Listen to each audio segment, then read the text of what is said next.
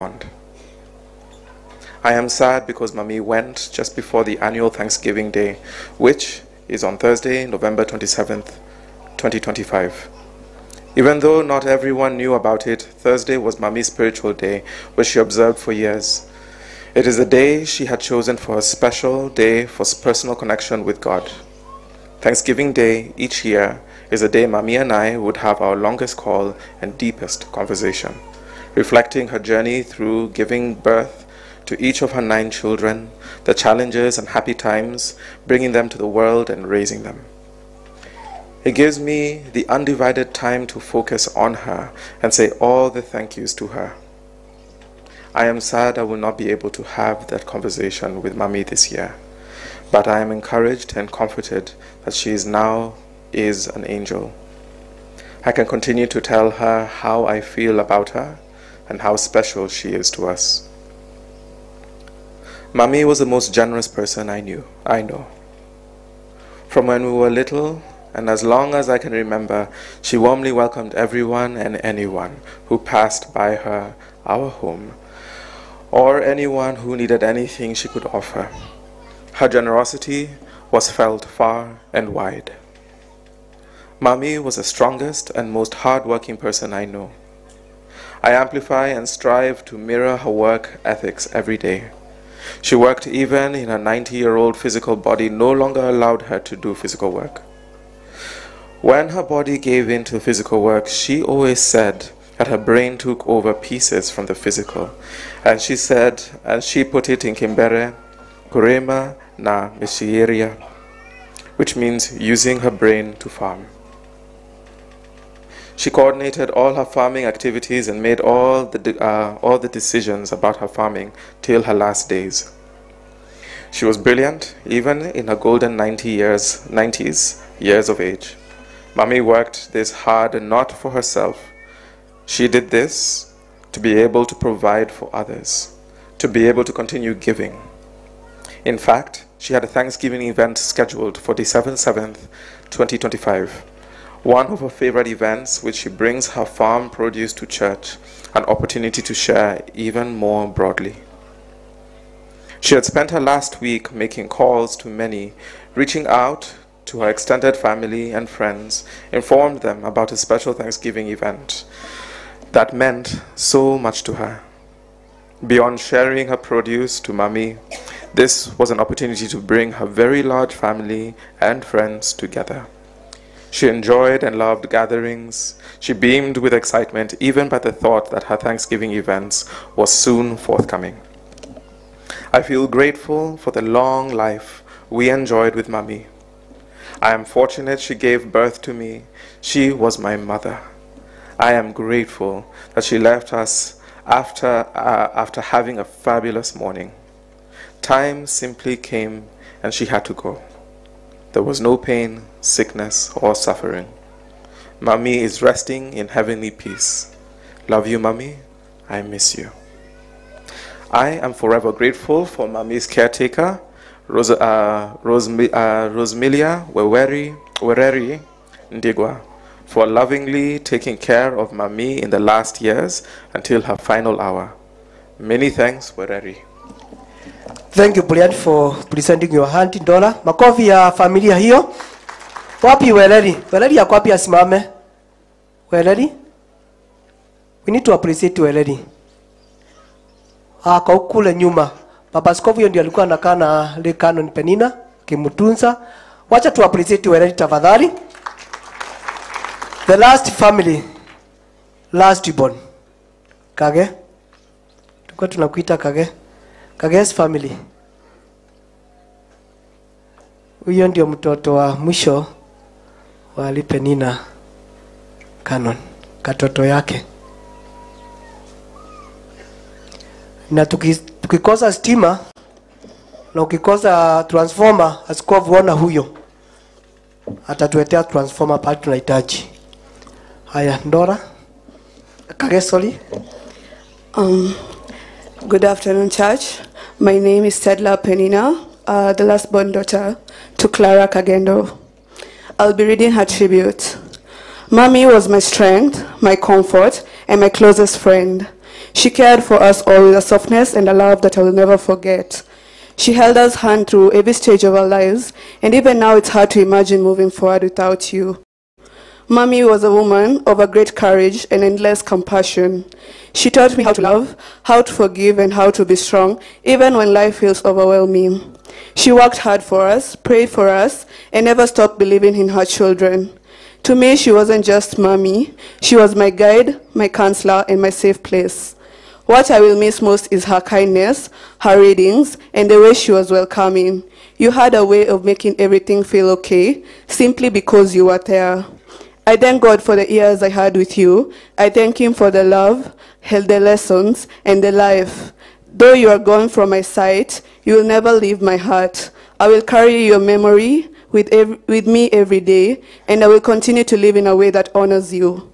Rest in peace, Mommy. Thank you for loving us. I will forever be grateful for the blessing of being your daughter. So this is a tribute from me and my sister. What I will miss most from Grandma is her kindness, her readings, and the way she was welcoming. You had a way of making everything feel okay, simply because you were there. I thank God for the years we had with you. We thank Him for the lessons, the readings, and the life. Though you are gone from our side, you will never leave my heart. We will carry your memory with us every day, and we'll continue to live in a way that honors you. Rest in peace, Shushu. Thank you for loving us. I will forever be grateful for the blessing. We will be forever be grateful for the blessing of being your granddaughters from Kadambi and Kagweria. Thank you.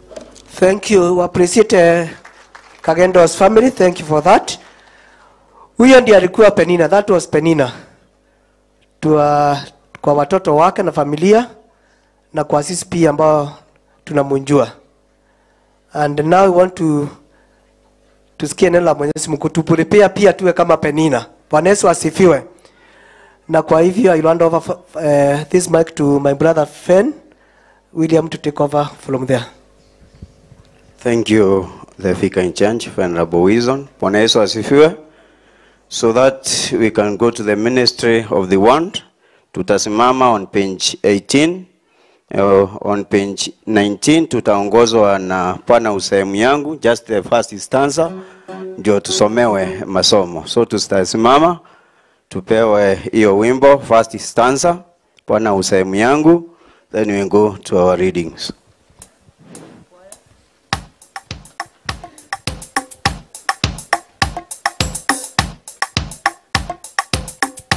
Bwana usehemu yangu, rafiki yangu wewe, katika safari yangu tatembea na wewe, pamoja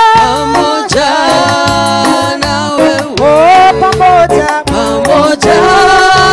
na wewe, katika safari yangu tatembea na wewe, mahali hapa sikutaka ili niheshimiwe, nayo nikute mashaka sawa sawa na wewe, pamoja na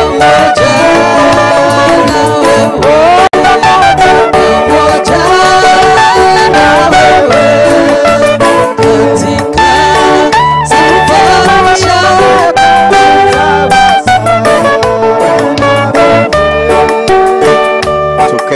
Tuketi. Our first reading inatoka kutoka kitabu cha Danieli sura ya 12 mstari wa kwanza hadi wa 3. Daniel chapter 12 verse 1 to 3, na nitasoma. Katika wakati huo Mikaeli mtawala mkuu ambaye uwalinda watu wako atainuka, na kutakuweko wakati wa taabu ambayo haijatokea tangu mwanzo wa mataifa hadi wakati huo.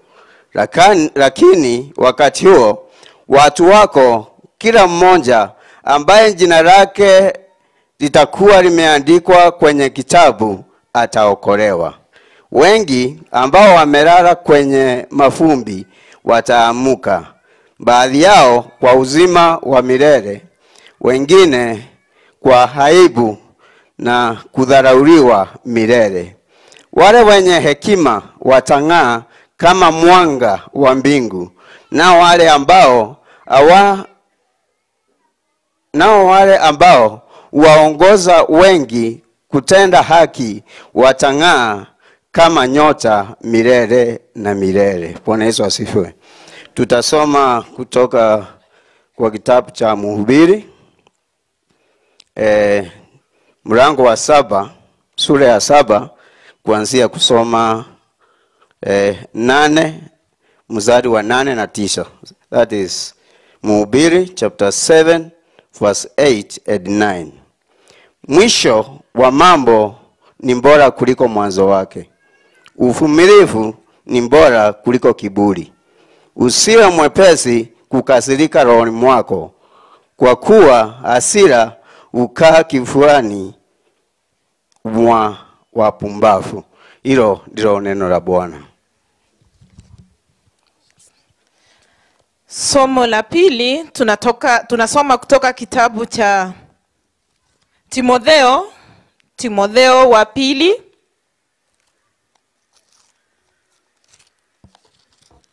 sura ya 4 mstari wa 6 hadi wa 8. Timotheo wa pili sura ya 4 kuanzia mstari wa 6 hadi wa 8, na nitasoma. Kwa maana mimi sasa ni tayari kumiminiwa kama sandaka ya kinywaji, nayo saa yangu ya kuondoka imetimia. Nimevipiga vita vizuri, mashindano nimeyamaliza, imani nimeilinda.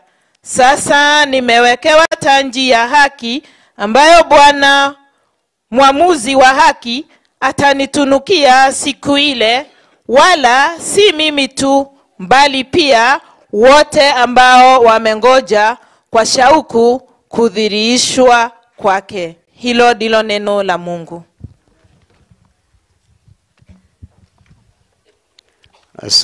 Asante Bwana Yesu asifiwe. Na wakati huu tunaenda kulisikiza neno la Bwana, ambayo tunaletewa na our Lord Bishop, who is the Dean of the Anglican Church Province of Kenya, and also the Diocesan Bishop, ACK Diocese of Mbeere, the Right Reverend Professor Moses Masamba Dhuka. Na askofu, tunashukuru sana kwa sababu ya wewe kuwa pamoja nasi siku ya leo, na tunaamini Mungu atakulinda ukituletea neno kwa sababu ya familia ya Reno Canon Penina. Kwa hivyo tutasimama tuulize kwaya on page 18 watuongoze na hiyo wimbo imeandikwa 23, ni salama rohoni mwangu, so that we can hear the word of God. So tutasimama tuimbe hiyo wimbo so that we can welcome our Lord Bishop atupatie neno. Nionapo amani kama swali, kama nionapo shida, kwa mambo yote umenijulisha, ni salama rohoni mwangu. Salama, salama rohoni, ni salama rohoni mwangu. Salama, salama rohoni.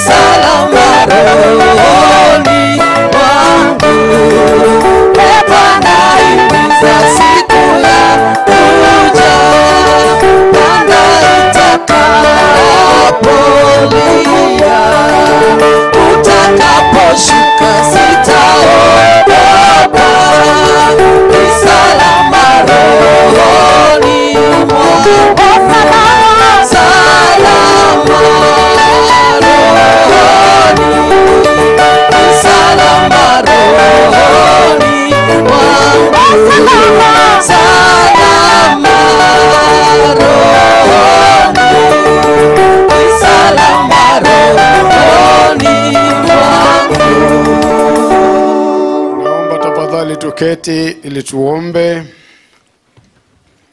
Mwisho wa jambo ni afadhali kuliko mwanzo wake. Na tuombe. Tunakushukuru Mwenyezi Mungu kwa neno lako ambalo tunaomba liguze na lienjeze nafsi zetu kwako.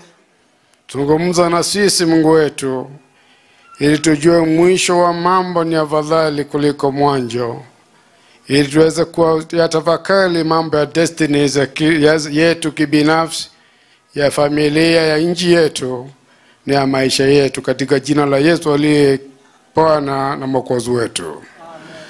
Basi kanisa ambao tumefika siku ya leo, Bwana Yesu asifiwe. Heshima mingi kwa Canon Penina ambaye ni rafiki wa karibu sana wangu na kanisa kwa jumla. That's why tumemtunukia kuwa Canon ni mtu wa kuheshimu, na mtu ambaye anaheshimu kanisa lake na kuheshimu askofu wake. Mara kwa mara alikuwa na direct line yangu, ananipigia simu, ananipa mawaidha, tunaomba pamoja. Wakati ya mwisho kuongea na yeye ni hiyo siku alimbuku ni kuja tufanye heshima ya shukrani tarehe 7 Disemba. Unaona Pandei ana smile, Pandei anafanya nini? Siweke smile kidogo yake tafadhali. Tusmile kwa Penina alikuwa anafurahia, na mkiongea naye mara anasindikiza na neno la Mungu. Mwisho wa jambo ni afadhali kuliko mwanzo wake. Kwa ile maneno utasikia leo ni exit statements. Exit statement ya Paulo, exit statement ya Musa. Zaburi 90 ambao tumesomewa, kulikuwa na ombi ile tulikuwa tunajibu sote. Wakati tulikuwa tunajibu kusema unifundishe, hiyo tulisema tunifundishe nini? Kuhesabu, kufundishwa kuhesabu siku zetu. Musa ndiye aliandika hiyo Zaburi, ni ya kipekee sana. Aliandika wakati aliona Harun, elder brother, ameenda. Alikaa kaona Miriam pia ameenda. Mimi nimeachwa.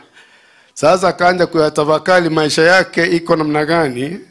Ndipo sasa kaomba Mungu, tafadhali nifundishe, ninjue my time limit, ninjue masaa ama wakati ule unapaki wangu, ili niweze kuishi maisha iko na hekima, maisha ambayo iko na mpangilio, maisha ambayo iko na faida.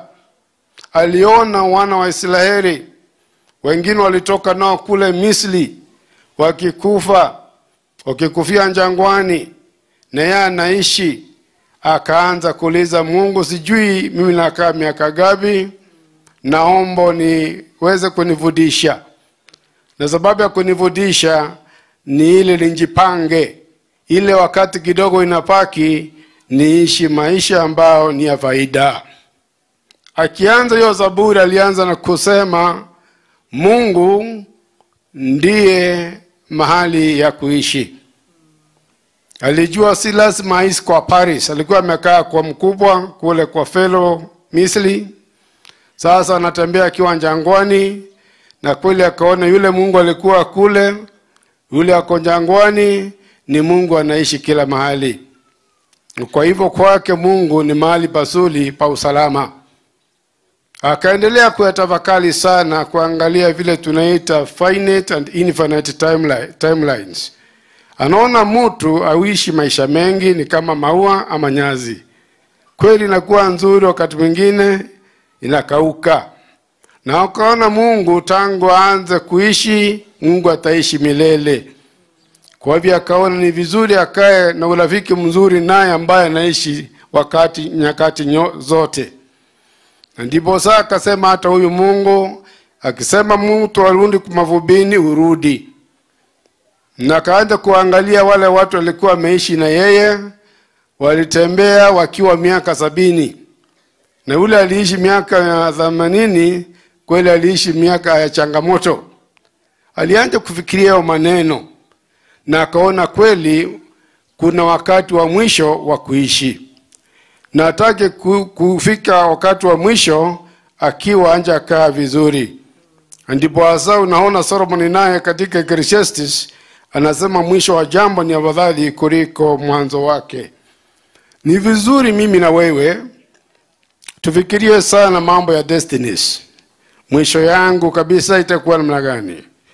Mwisho yako kabisa itakuwa namna gani? Mwisho wa familia yangu, community yetu, inji yetu, mwisho kabisa itakuwa namna gani? Tukiona hiyo mwisho, ndio tunaanza kujipanga sasa, tufanye 1, 2, 3 before tufike pale.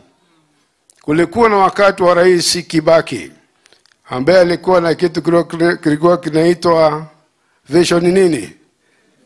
Kulikuwa na mpangilio vile mambo itafanywa ionekane mbele wapi kila mahali by 2030.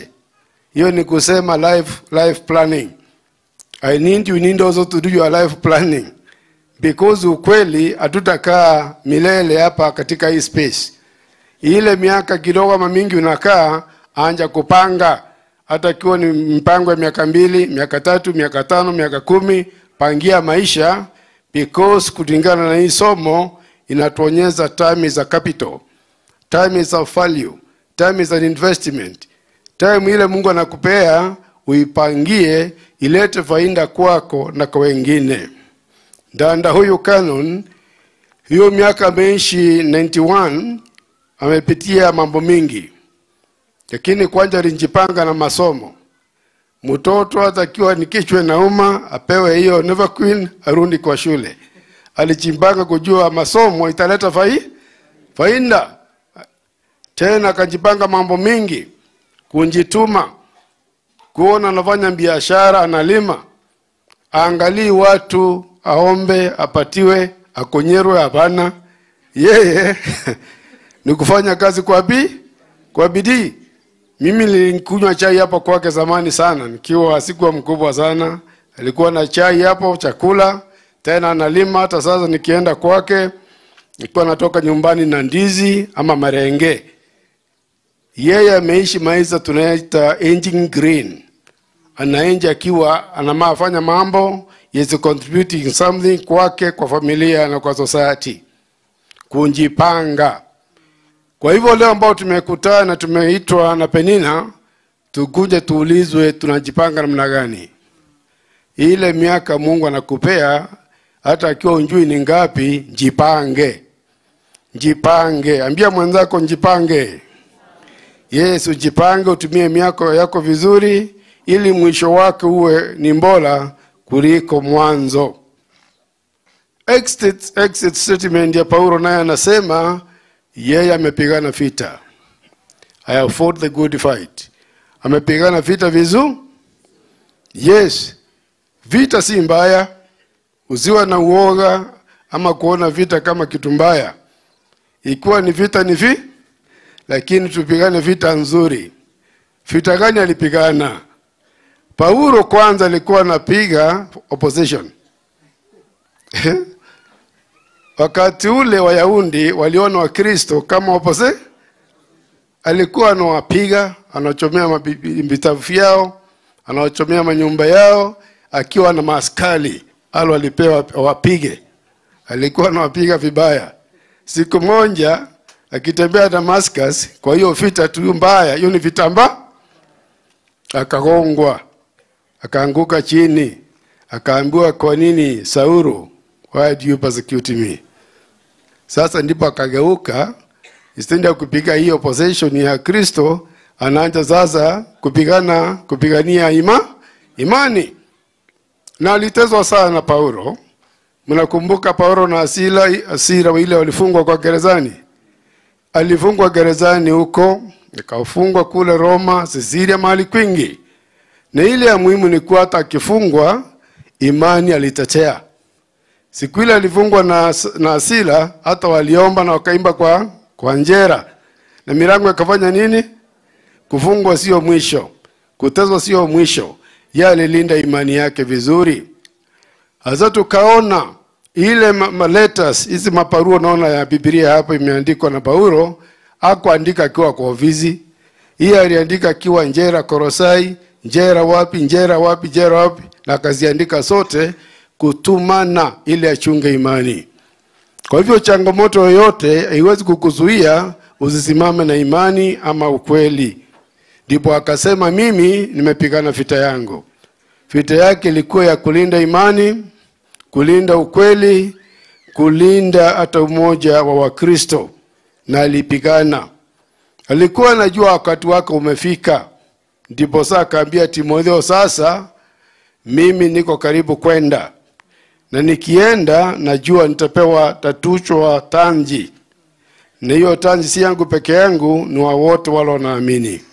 Kwa hivyo alijua timeline yake vile nakaa, na aliishi maisha ambayo tunaweza kusema it is intentional living, purposive living, maisha ambayo inaleta faida kwa kanisa, kwa watu wa wakati huo na generation zile zilikuja. Kwa hivyo siku ya leo neno la Mungu linatukumbusha sisi tunatakiwa kuhesabu masiku yetu, planning part of our life, kuwa organized na kujua kuna destiny. Destiny yangu na yako itakuwa namna gani? Tena vita iko nyumbani, kwa society, kwa hii Kenya, kwa wapi. Usiogope vita. Vita ikikuja unapiga, lakini uchague unapigana vita gani? Vita ambayo ni nzuri, hiyo ni sawa sawa. Vita ambayo italeta faida kwako, kwa wetu wenu, na pia kwa inji, kwa kanisa, hiyo ni vita nzuri. Ile somo tulizomea pia kwa Danieli, tunaambiwa siku ya mwisho malaika anaitwa Michael atasimama. Hiyo kazi ya Michael si nyingine, ni sema Michael ni vita. Hapana ogopa, Michael ni Michael anapigana vita nyingine mbaya. Siku hilo naenda unakufa, kuna maro nyingine anasema huyu ni wa kwangu. Na Michael kwa sababu anajua msimamo wako, anakupigania. Hata kusoma kitabu ya Jude 9, unaona Michael anaambia shetani, wewe nakukanya. Alikuwa anataka kuchukua mwili ya Musa, akaambia wewe nakuka. Huyu Lucifer ambaye aliteremka kuwa shetani hapa, alifukuzwa na nani? Na Michael, is an archangel. Kwa hivyo huyu ndanda alipigana vita ya poverty. Kabisa alikuwa na changamoto, lakini sasa kwake hakuna poverty. Alipigana vita ya mambo ya mtu kuwa ya elimu na akafaulu. Akapigana vita mingi. Kwa hivyo hata mimi na wewe tusiogope. Ukiona kitu kinazuia ukweli, pigana niyo kitu. Ukiwekwa njera wekwa, Paulo aliwekwa na alitoka. Leo tunasema mambo ya Paulo ambaye alisimama ukweli, akaandika mabibilia, maandishi ambayo imekuwa Biblia, na pia akasema yanangoja taji. Spaces za Mungu ni mingi. One is this place we live. Hii ni space moja ya Mungu. Siku zama space ya Mungu ni hapa tu Kanyambora kanisani. Hata kule town ni space ya Mungu. Kila mahali ni kwa Mungu. Mahali wewe huko kwa sababu muumwa ni Mungu, simama kwa msimamo ambao unaleta faida kwa wengine, kwa community yako, kwa familia na nchi yako, na tena kanisa. Na Mungu ndiye anapeana uwezo wa kufanya hiyo kazi. Nguvu na akili zetu wakati mwingine zinafika mwisho, lakini Mungu atatuwezesha kama vile aliwezesha Canon Penina. Tuombe. Tunakushukuru Mwenyezi Mungu kwa sababu sisi sio wa kwanza. Kumekuwa na wengine wale tunasoma katika Biblia, na wale tunajua kwa majina, wengine walikuwa grandparents, wengine ni wazazi ambao walitembea, lakini walisimama kwa imani na ukweli na kutetea haki za watu. Tunashukuru kwa sababu unatuomba sisi ambao tuwe organized katika vile tunaishi, na tujue kuko na mwisho. Na Mungu anatuambia tusiogope vita. Vita ikiwa ni vita nzuri tupigane ili tulinde imani, na pia tufanye yale yote ambao inafanya watu waishi kwa maisha ambao ni ya faida. Guza sisi Mwenyezi Mungu, tusome na dada na tusome na wale walikuweko mbele yetu. Katika jina la Yesu aliye Bwana Mwokozi wetu. Amen.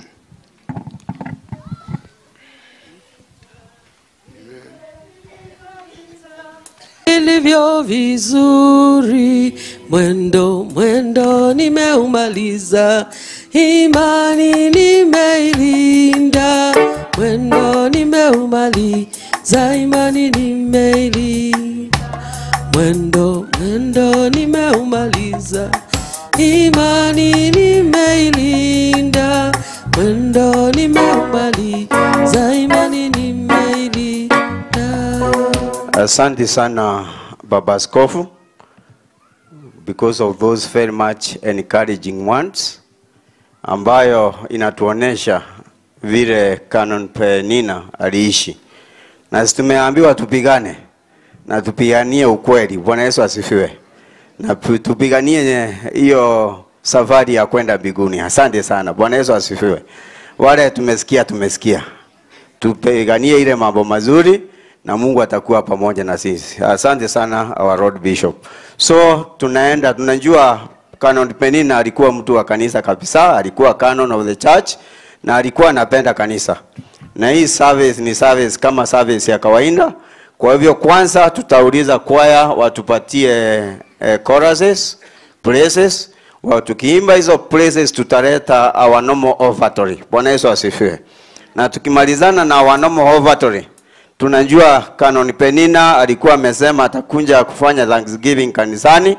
Kwa hivyo tutauliza family ya Canon watakunja hapa tuwashindikishe kuleta hizo Thanksgiving. Lakini kwanza tutatawa our normal offertory.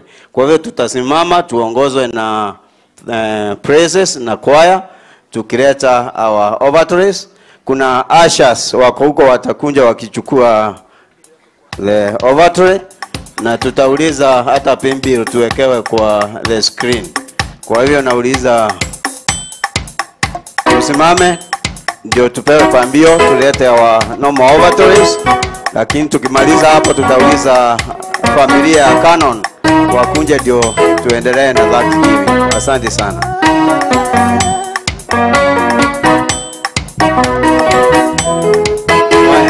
Praises.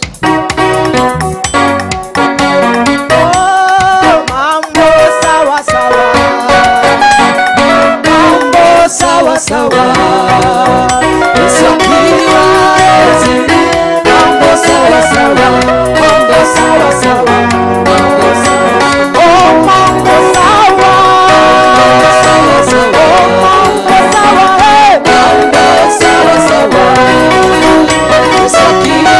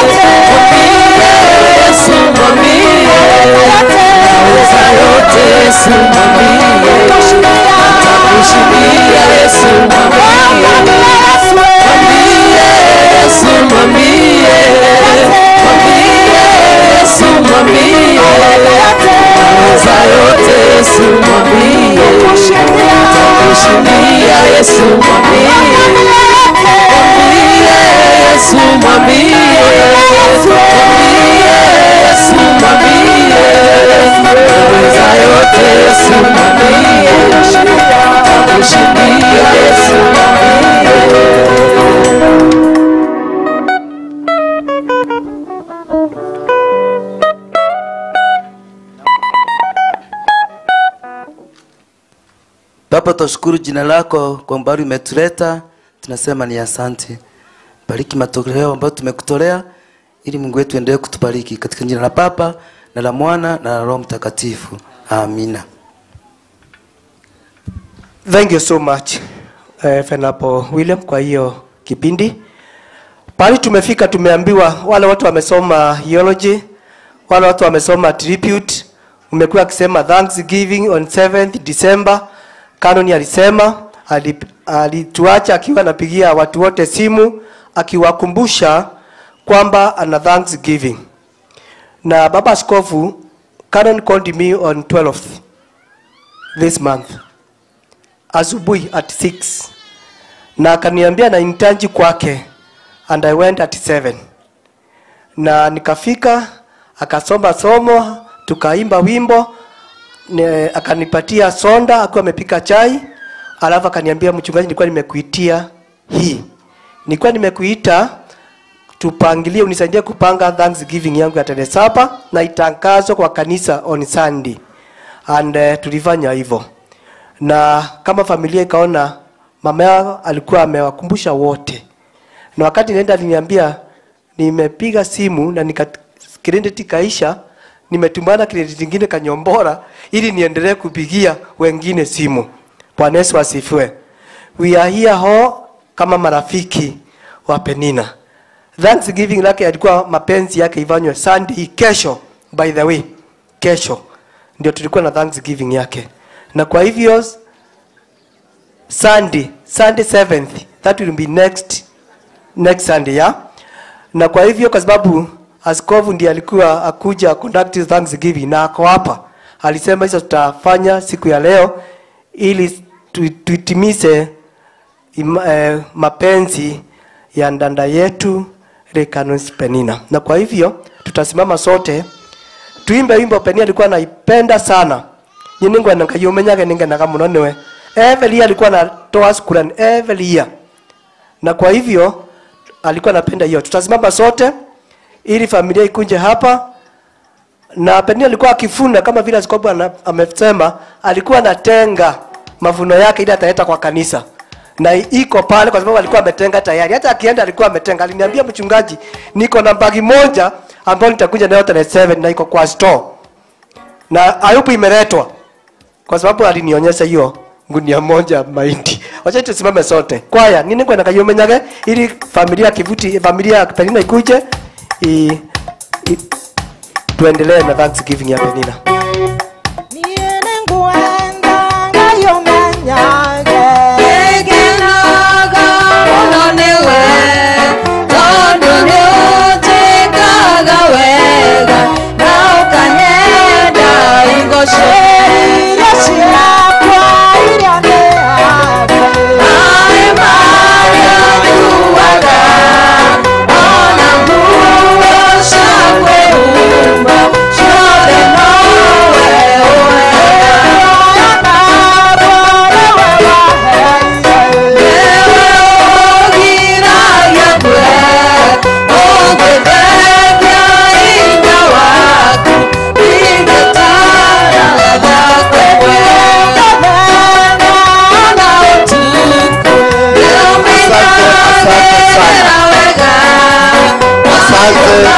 Asante sana.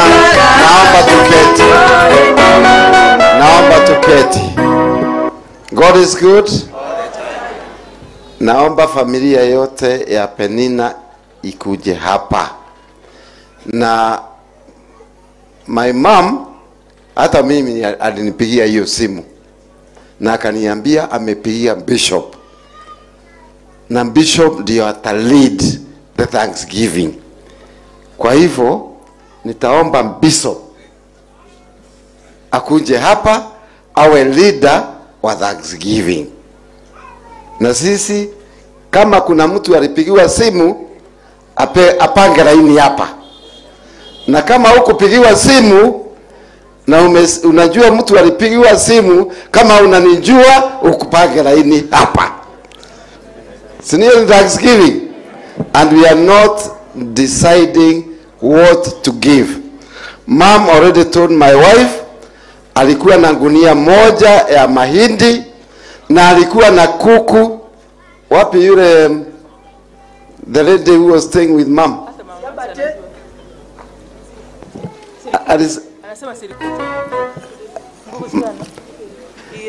Na kuku hiyo imekuja hapa mbili pamoja na mahindi iko hapa na familia wako hapa. Naomba tuongozwe na bishop na everybody who knows us, then ndio tufanye haraka haraka, alafu tuende tukasindikize mama, si ndio? Basi kanisa, familia, angalia pande hii. Familia ambapo angalia pande hii, mseme nyuma yangu. Mwenyezi Mungu ni mwanga wangu. Mwenyezi Mungu ni mwanga wangu. Na wokovu wangu. Ni nani nitakayemwogopa? Mwenyezi Mungu ni ngome ya maisha yangu. Sitamwogopa mtu yeyote. Waovu wakinishambulia na kutaka kuniangamiza, hao wapinzani wangu watanjikwaa na kuanguka. Hata jeshi likinizunguka, moyo wangu hautaogopa kitu. Hata nikikabiliwa na vita, bado nitakuwa na tumaini. Jambo moja nimeomba Mwenyezi Mungu, nalo ndilo ninalolitafuta. Nikae nyumbani mwa Mwenyezi Mungu. Nikae nyumbani mwa Mwenyezi Mungu siku zote za maisha yangu. Siku zote za maisha yangu. Nione uzuri wake. Nione uzuri wake. Mwenyezi Mungu. Mwenyezi Mungu. Na kutafuta maongozi yake. Na kutafuta maongozi yake. Hekaluni mwake. Hekaluni mwake. Tuombe. Tunakushukuru Mwenyezi Mungu kwa Ndanda Canon Penina, vile alikupenda, vile wewe Mungu ulikuwa matumaini lake. Asante kwa vile alionelea ni vizuri awe na siku ya kushukrani. Niyo siku imefika. Watoto wake, wajukuu, watu wa nyumbani wanasimama mbele yako Mwenyezi Mungu. Tunaomba wema wako na baraka zako siwe pamoja nao. Yale matoleo ya chakula ya shamba Penina alitoa na iko, Mungu ibariki, itakaze. Na zile pesa tutatoa juu ya hii shukrani pia zitakaze. Sifanye kazi ya kuleta baraka kwa kanisa lako na community yetu ya Kanyombora na mahali popote hiyo pesa inazotumika. Tunaomba tupatie moyo, hata familia hiyo moyo na maono ya kuwa tunataka kukaa karibu na wewe na pia kutoa shukrani mara kwa mara. Na hiyo baraka ya Mwenyezi Mungu Baba, Mwana, Roho Mtakatifu ikae na familia na zizi zote kutoka sasa hata milele. Amen. Runga dhoni togoshokia no rwembo discover mirai na rwembo familia rwembo ngina kana rwembo tuine. Familia ilikuwa na wimbo ama wekewe wimbo tu ile Penina anapenda? Wimbo ya watoto inajulikana na wale wazazi, iwekewe. Ama watoto wacheza peke yao tuimbe Bwana usehemu yangu. Alikuwa anapenda Bwana usehemu yangu pia. Tuimbe hiyo Bwana usehemu yangu zote, na familia wapewe chondo ama kikapu ya kuweka, alafu wale tunaweza kusindikize. Haya.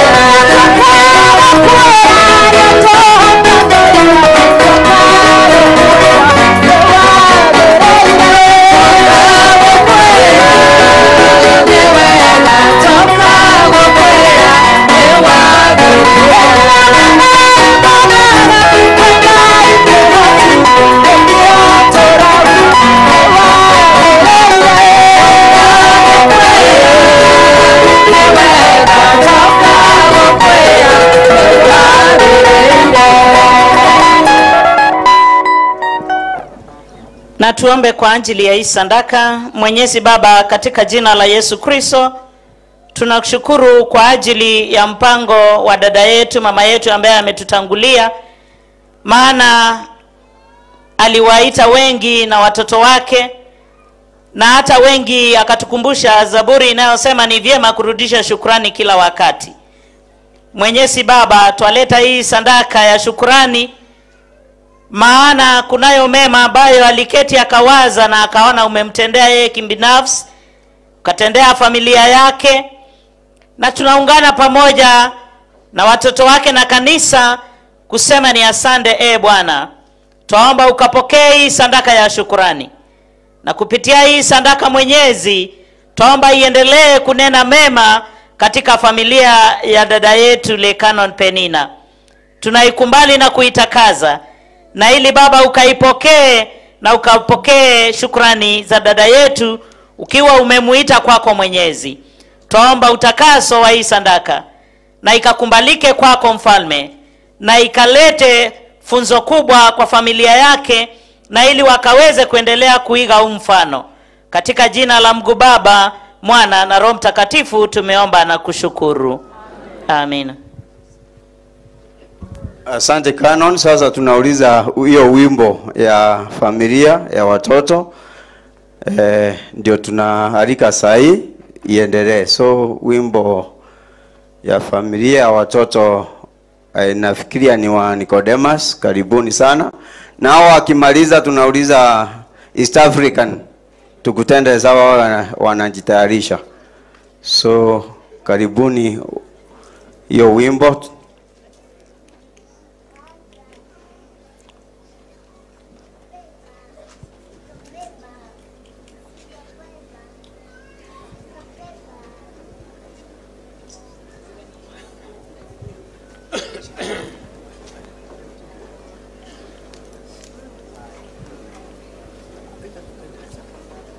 Okay, East African Revival. Watoto wakijitayarisha.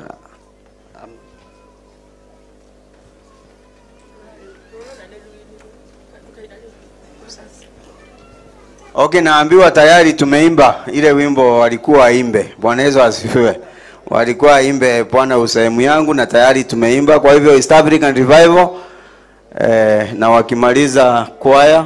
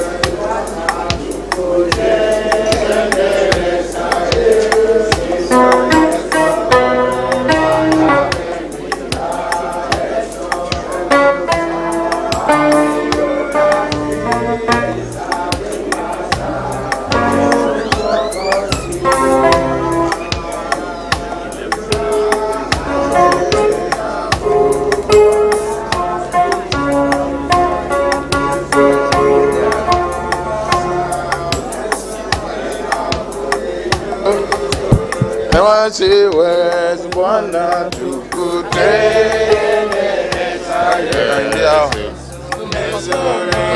mwana wendiga Yesu zomza alihunasi isakibasa Yesu mlokozi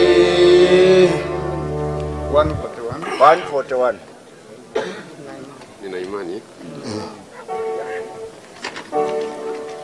nina imani nitafika mbinguni kwa Baba yangu.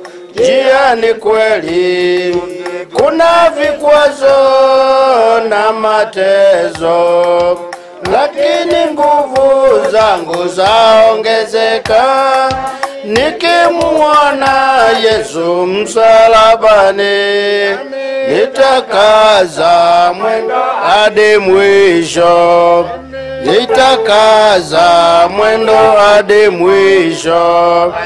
kaza mwendo, uvumilie hadi mwisho. Yesu yuaja, kaza mwendo,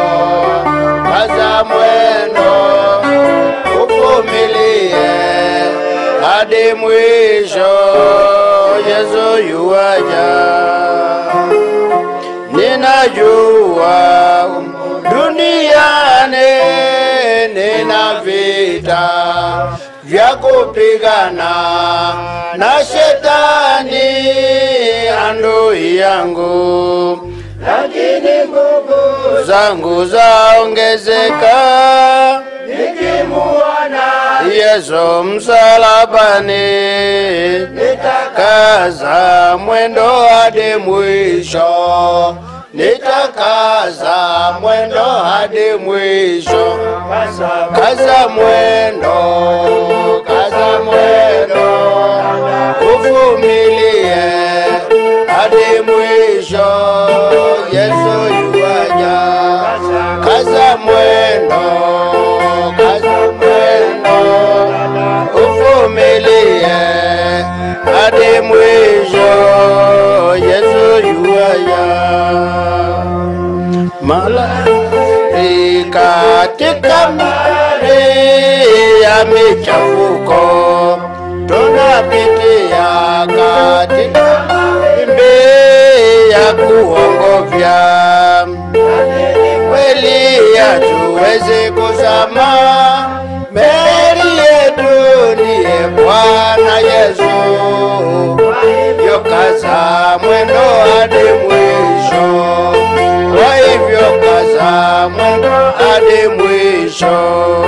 Kaza mwendo, milie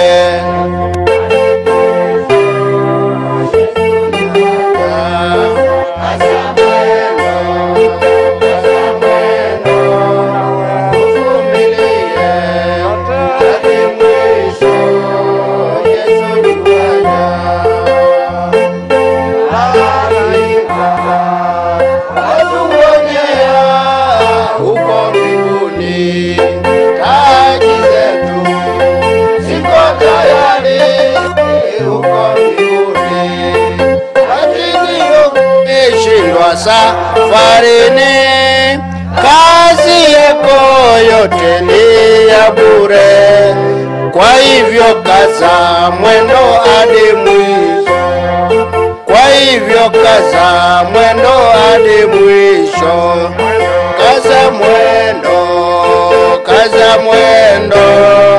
uvumilie hadi mwisho. Yesu yuaja, kaza mwendo, uvumilie hadi mwisho. Yesu yuaja. Tutaimba, tutasifu huko mbinguni, tukishinda majaribu ulimwengu. Tusipoteze tumaini letu, sasa yu karibu sana.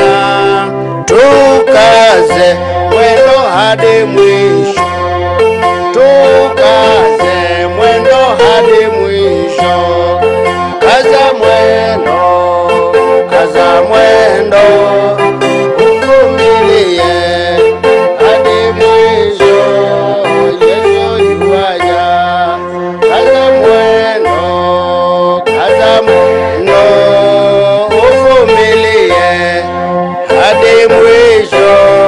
Yesu yuaja. Tendereza, ngoja kidogo.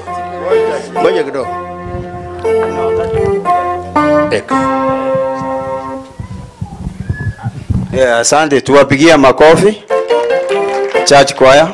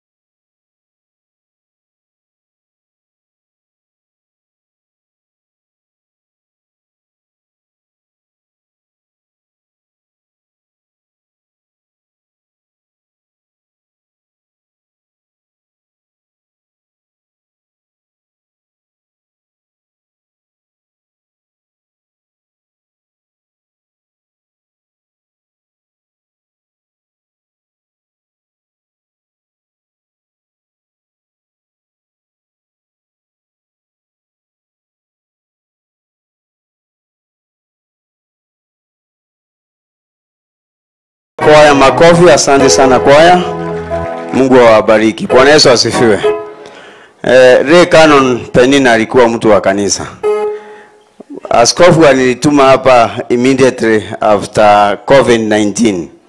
Na wakati nilifika aliniita. Akaniambia wakati wa COVID sikuwa naenda kanisani.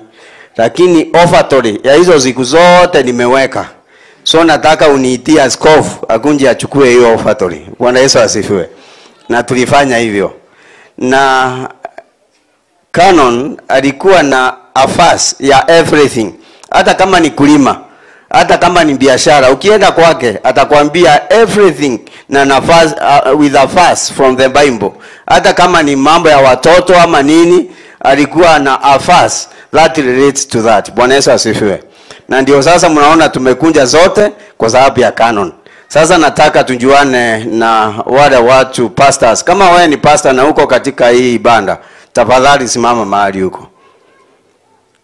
Na nasema kama wewe ni pastor ambao sio Anglican, tusimame mahali tuko. Na waona wako huko wengi. Asante sana pastor, naona wako wengi. Tafadhali tu appreciate those pastors. Asante sana kwa kunja kuwa pamoja na sisi. Najua tuko na pastors na wachungaji wa Anglican, lay ministers, naona tuko nao. Wale wako hapa mbele na hata huko nyuma tusimame. Thank you, tupokee, nimesema lay ministers. Tupokee salamu za lay ministers. Tuwapigie makofi. Asante sana wale wako huku mbele hata wao wako huko nyuma. Tuko na wachungaji ambao wamekuja tuwe pamoja leo. Tunaweza simama. Tuko na Reverend hebu nikumbushe jina. Moses kutoka Gariza, asante sana. Tuko na Reverend Hampton Goko kutoka huko Kamuto. Tuko na Reverend Samuel, mchungaji wa Ishiara. Tuko na mchungaji Gatova, retired but not retired Kranje. Tuko na Reverend Stanley, mchungaji wetu wa huko Shiambogo. Tuko na Area Dean wa huko Reverend Benjamin, mchungaji wa Kavengero. Tuko na Venerable Canon Thomas, yeye ni mchungaji wa Karegere, asante sana. Tuko na the Bishop Chaplain Reverend Charo, na tuko na Reverend Titus ambaye is a retired Kranje lakini sana sana anafanya kazi na Brethren. Tuko na Reverend Metoke pande hiyo, na sasa tuko na Canon Kefai ambaye anajulikana sana hapa, amekuwa mchungaji wa huku, na tuko na mchungaji wetu Venerable Wilson Mogo, na mimi naitwa Venerable William. Sasa nataka kurudisha hii program kwa mchungaji wa hapa ndiye atuitie au anaongea, alafu tuendelee hapo huko kwingine. Thank you. To appreciate Venerable William. Mchungaji wa hapa atawapeleka mbio kidogo ili tuokoe masaa. I will start with the chief wa area hii akuja to welcome. Sina chief Kithenge. Niko karibu kukuita Reverend. Na uko mbali, lakini waweza kuwa mtengenezee hii. Huyo ni chief hapa na ni Mkristo wetu wa kanisa hii hapa. Asante. Thank you, Reverend. Kwa majina naitwa Charles Jero Kithenge. Kwanza ningependa welcome the family of Ngungi, the Raja family of Nicodemus, kanisa letu, led by our Bishop,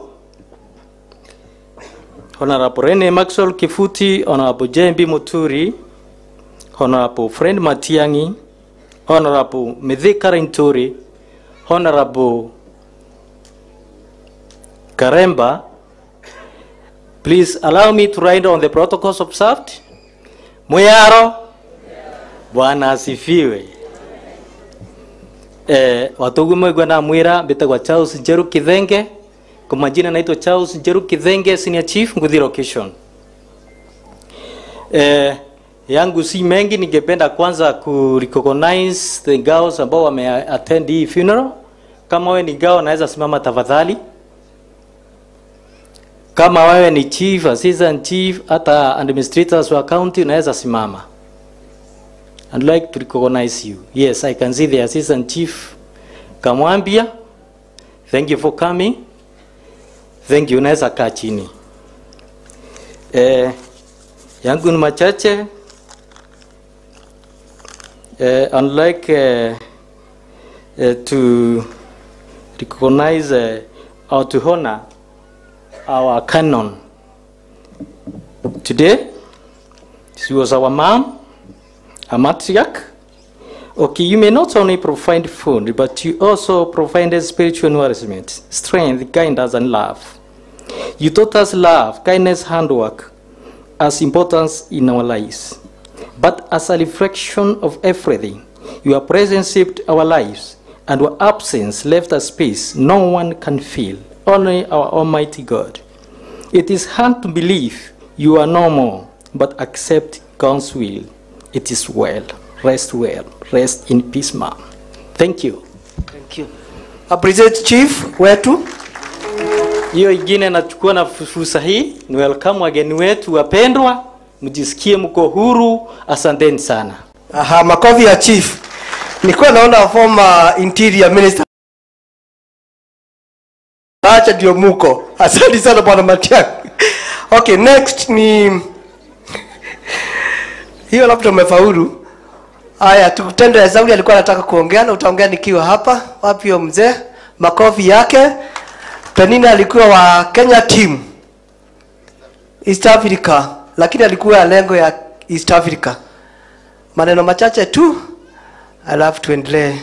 Na huyu akimaliza Nginwa Mushiri Hospital Olympia vya kanisa awe karibu. Aweza karibia hapa karibu Mrs. Hospital Canon. Na ule anaongea ni Mbiavu ya Nicodemus awe karibu pia. Haya, endelea. Olimbiava tuendeleza. Bwana asifiwe. Tukutendeleza. Jina langu ni Paul Munyasya. Mimi natoka ushirika wa Ukambani Kitui. Yesu ni mwokozi wa maisha yangu. Aliniokoa nikiwa kijana, sikukuwa mzee.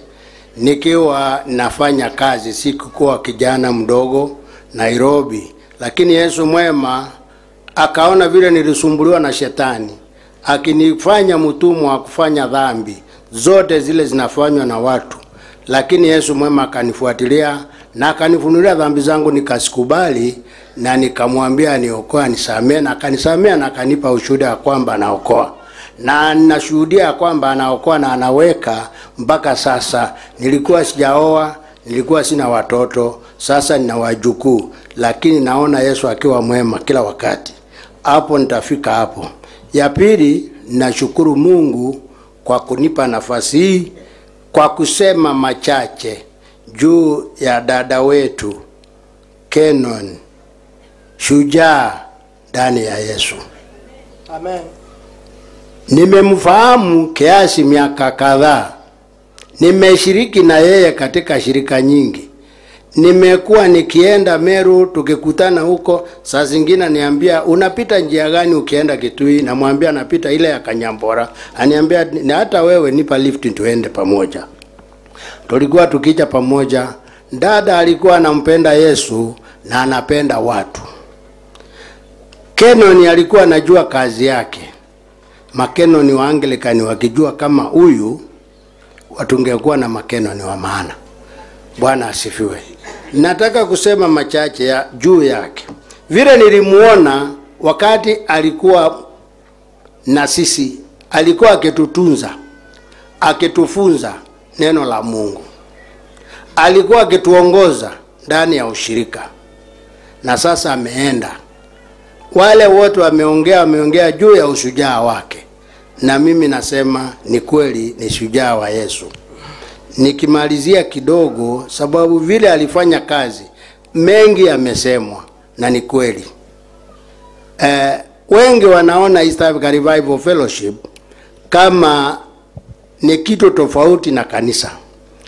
Mimi ni Mwangilikana kwa kuzaliwa, na nimekaa kwa kanisa miaka yote nikisifu Yesu. Niliokoka nikiwa kijana. Wengi wanaona wazee kila wakati, na wanaona hii ushirika ni kitu tofauti, ni ya wazee, na mpaka ikaongopesha hata watu vijana, the youth. Na waomba niwaambie, tuliokoka tukiwa vijana. Hata Penina aliokoka akiwa kijana, hakukuwa mzee. Si ndio?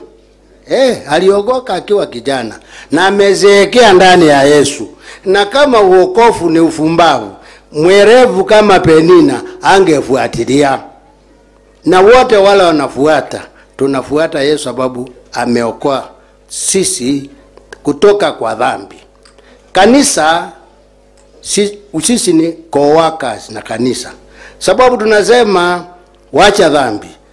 Kasisi akisimama anasema wacha dhambi, na bishop akisema anasema wacha dhambi. Kwa hivyo zote tunafanya kazi moja.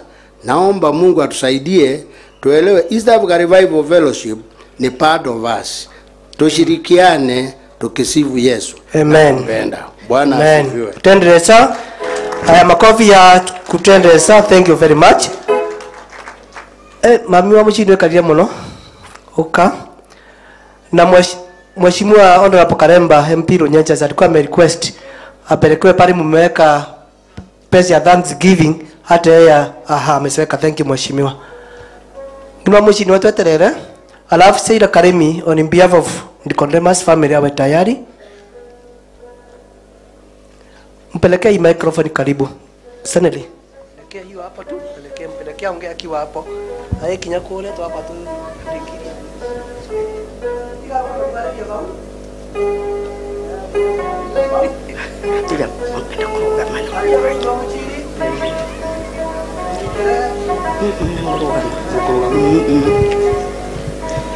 Bwana Yesu asifiwe. Bwana Yesu asifiwe. Kwa majina ama kwa jina langu naitwa Lendia Wanjanjero Canon. Nimeokoka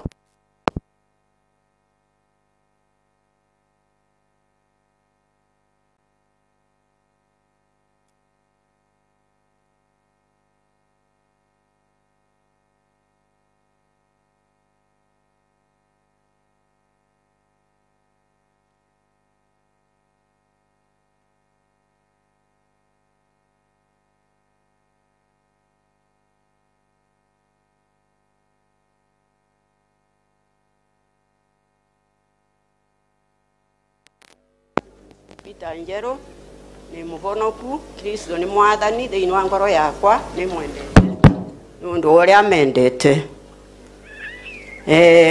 Gwiciria mwarwa ithe witu Penina, ndeto ciake ni ciarua nyingi muno iria ndangivota gwicokera cionthe, na ngiaria gikanitha riria nguthomaga rugano rwa Penina uria akurire na uria abikire, ni nguroragia ngona akivika na ai mwana munini, tondu ndianamwona ai mwiritu, ndacokire kumwona ai mutumia. Na rugano rwa Penina kuringana na gikanitha ndagwicokera maria maritue ni andu engi, angikorwa kwi mundu ugaga ni mukure, tondu kuvonoka wabota kuvonoka ringi ugigaca kuria kuvonoka kindu ni kiamatagwa gikanyinywa na gigaca kuvonoka. No mundu ai mukure agikurwa toria kindu gikuragwa gikivande, mundu ucio ndacokaga gucoka kwaga ti mukure. Nimendaga kuga mwarwa ithe witu Penina, ndeto ciake iria ciarua cionthe gikanitha. Penina uira ucio rutitwe ndungiathiire kwa Penina mucii wana kana mukomana njirari akwira ndeto ciingi, tiga kwirire ndeto cia mwathani.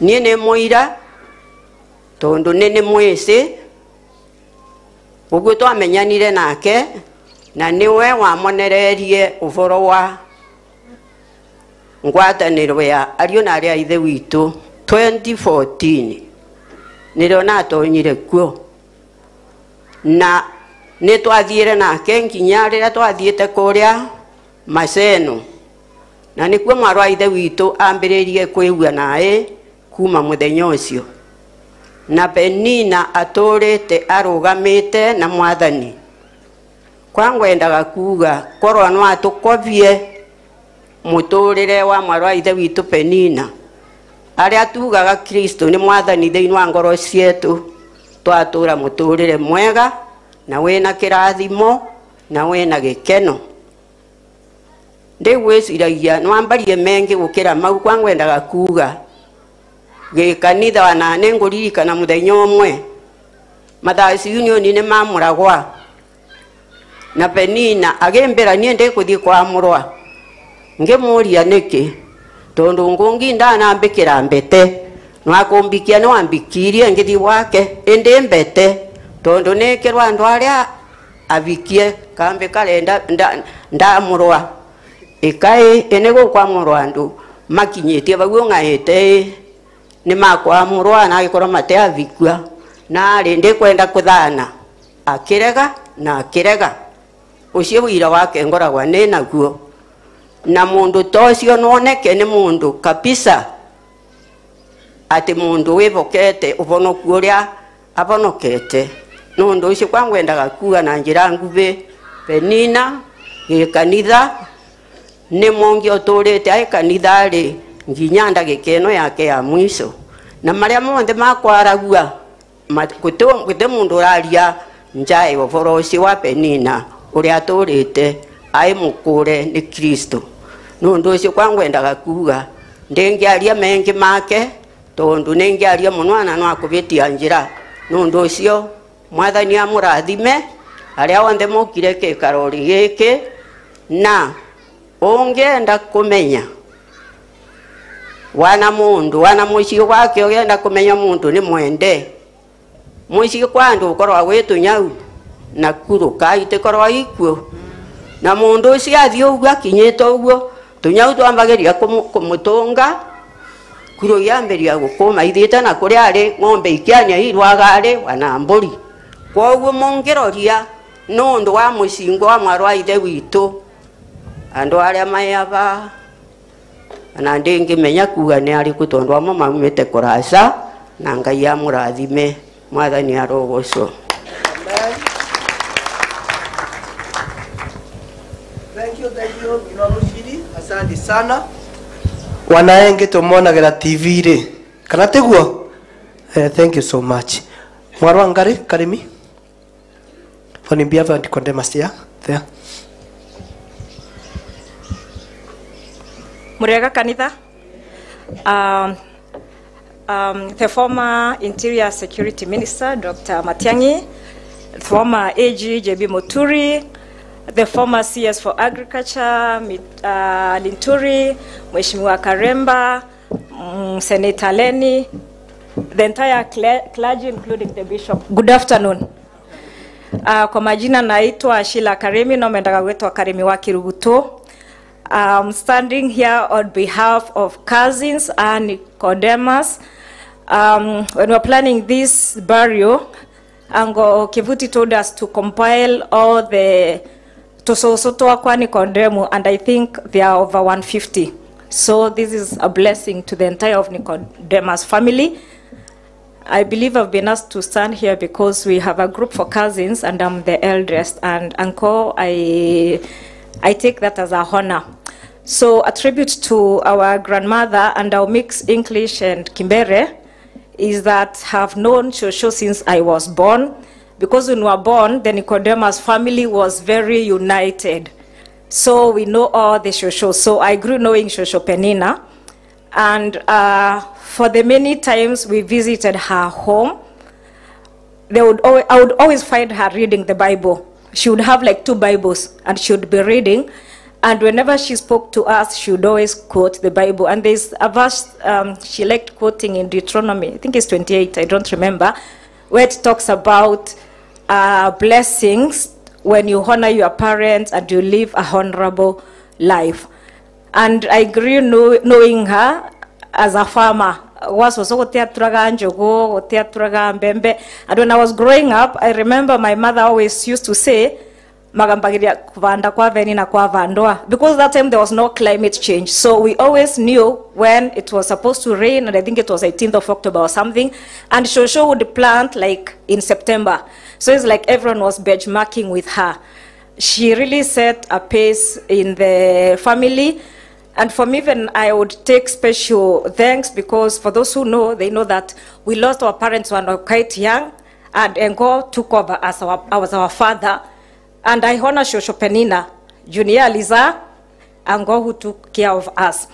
So on behalf of cousins, we want to celebrate Shosho, and I pray that Deuteronomy, I'm forgetting, but maybe Eden can remind me, Deuteronomy 28, we keep by that word, because that's what always she used to read to us, and she would always sing that song, Kazamwendo. And even when we were planning, I kept on telling the planning committee that that song must be sung, and someone said that the brethren will sing it. So I'm very happy that that song has been sung to celebrate Shosho. And she always used to call even me for Thanksgiving, but the last two she called me, I didn't appear, so I think that's why she didn't call me this time. But she always used to call me. So we celebrate Shosho, and she has lived her years of 91 years, so that is a celebration. It is hurting, but we celebrate, and we all pray that we are going to live long, grounded in the word that she used to read and pray for us. When our parents passed, Shosho was there for us, and she really used to encourage us. And whenever she came to Nairobi when I was at Ango's place, she would really encourage me with the word and tell me that no matter what, we are going to be successful. And I'm happy that we ended up being successful. Thank you very much. Thank you. I appreciate Karemi Keduguto, and by the way, ni sister a puff. Muchi numa gandwa magania. We are sister a puff. Now Bishop Karemi is a pillar of this church. Whenever we need her for church activity, he is there for us every time. Asante sana Karemi. We are proud of you. Engineer Muveredo, on behalf of in-laws wote wala ambao kwa Penina. Engineer Muveredo, few words. On behalf ya wale wote wa meoa kwa Canon Penina. Just few words.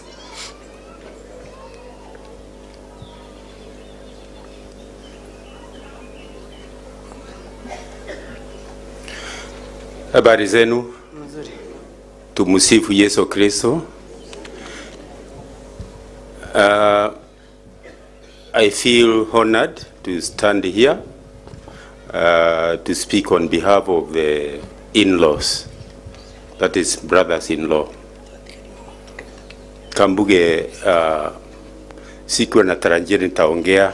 Mimi sio mtu wa kuongea sana, lakini ile najua nitaongea. Huyu mama wetu Canon Penina alikuwa anatupenda zote, hata hakukuwa na tofauti ati huyu ni my son-in-law, huyu ni my son, huyu ni my daughter, huyu ni my daughter-in-law. Alikuwa anatupenda zote in the same equal measure.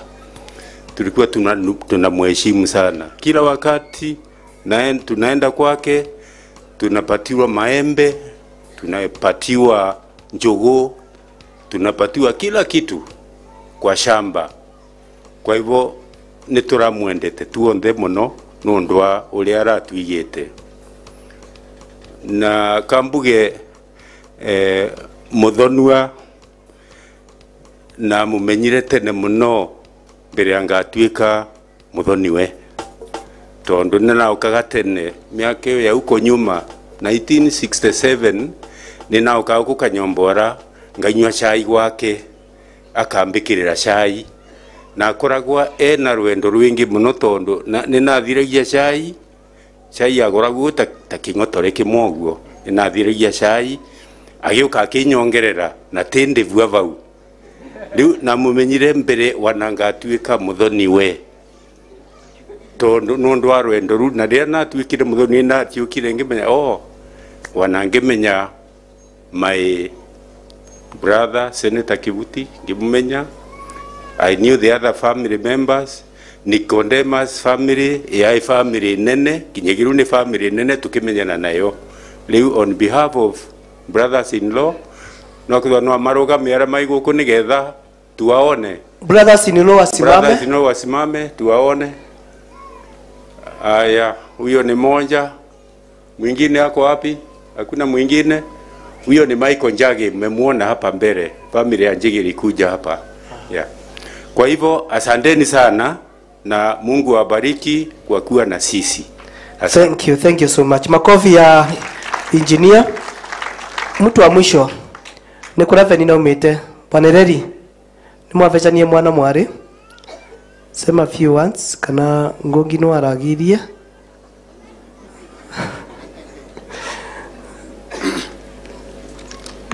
Bwana Yesu asifiwe. Moyaro Mheshimiwa Matiang'i, Mheshimiwa Linturi, Mr. Speaker sir, Senator hapo Bwana Karemba. Kwa kusema kweli sikuwagi na nguvu kuongea wakati kama huu. Ni vile tu ni Penina ambaye mahali alinitoa pia palikuwa pangumu. Siongeagi hata wakati ya baba yangu sikuweza kuongea. Lakini saa hii nitaongea kwa sababu najua Penina hakuna area hata moja ningekuwa angekosa kuongea mambo yangu. Ningetaka tu kutambua watu ya Musherwa family wale wako wasimame. Musherwa family wasimame, kuna venye na umetea wasimame. Musherwa family? Aha. Basi Musherwa family ni kubwa na si familia ambaye tunaweza ongea tu kwa inaweza ongelewa mambo ya na mtu mmoja. Mwalimu Kenywa kuja hapa. Chief Mulevi yako wapi? Na kama kukiria njara tu. Chief kujeni. Inspector Ndega kuja. Ndega. Ya anga familia ndo nene huko. Kuja hapa. Kuja Ndega. Dickson, nindakika moja tu tafadhali. Hii ni familia kubwa na hii ndio siku yao. Hii ni siku yao hii. Naongea rage na Penina tukocha nitangi mujiare ati nakuona kila kile. Hii ndio siku yao. Aya. Bwana Kenywa. Hebu salimia watu. Jambo moja tu alafu na inspector chief alitukendelea. Thank you very much my elder brother. Kanisa, politicians present na watu wote, amjambo. Amjambo. Hatujambo sana. Mimi ndio mnasikia naitwa Simon Kenywa Nduma. I'm the last born in the chain of the family. What I mean is, Penina is the first born in the family of 7, and I'm the last born. And you are retired? In the entire family of Mwechero.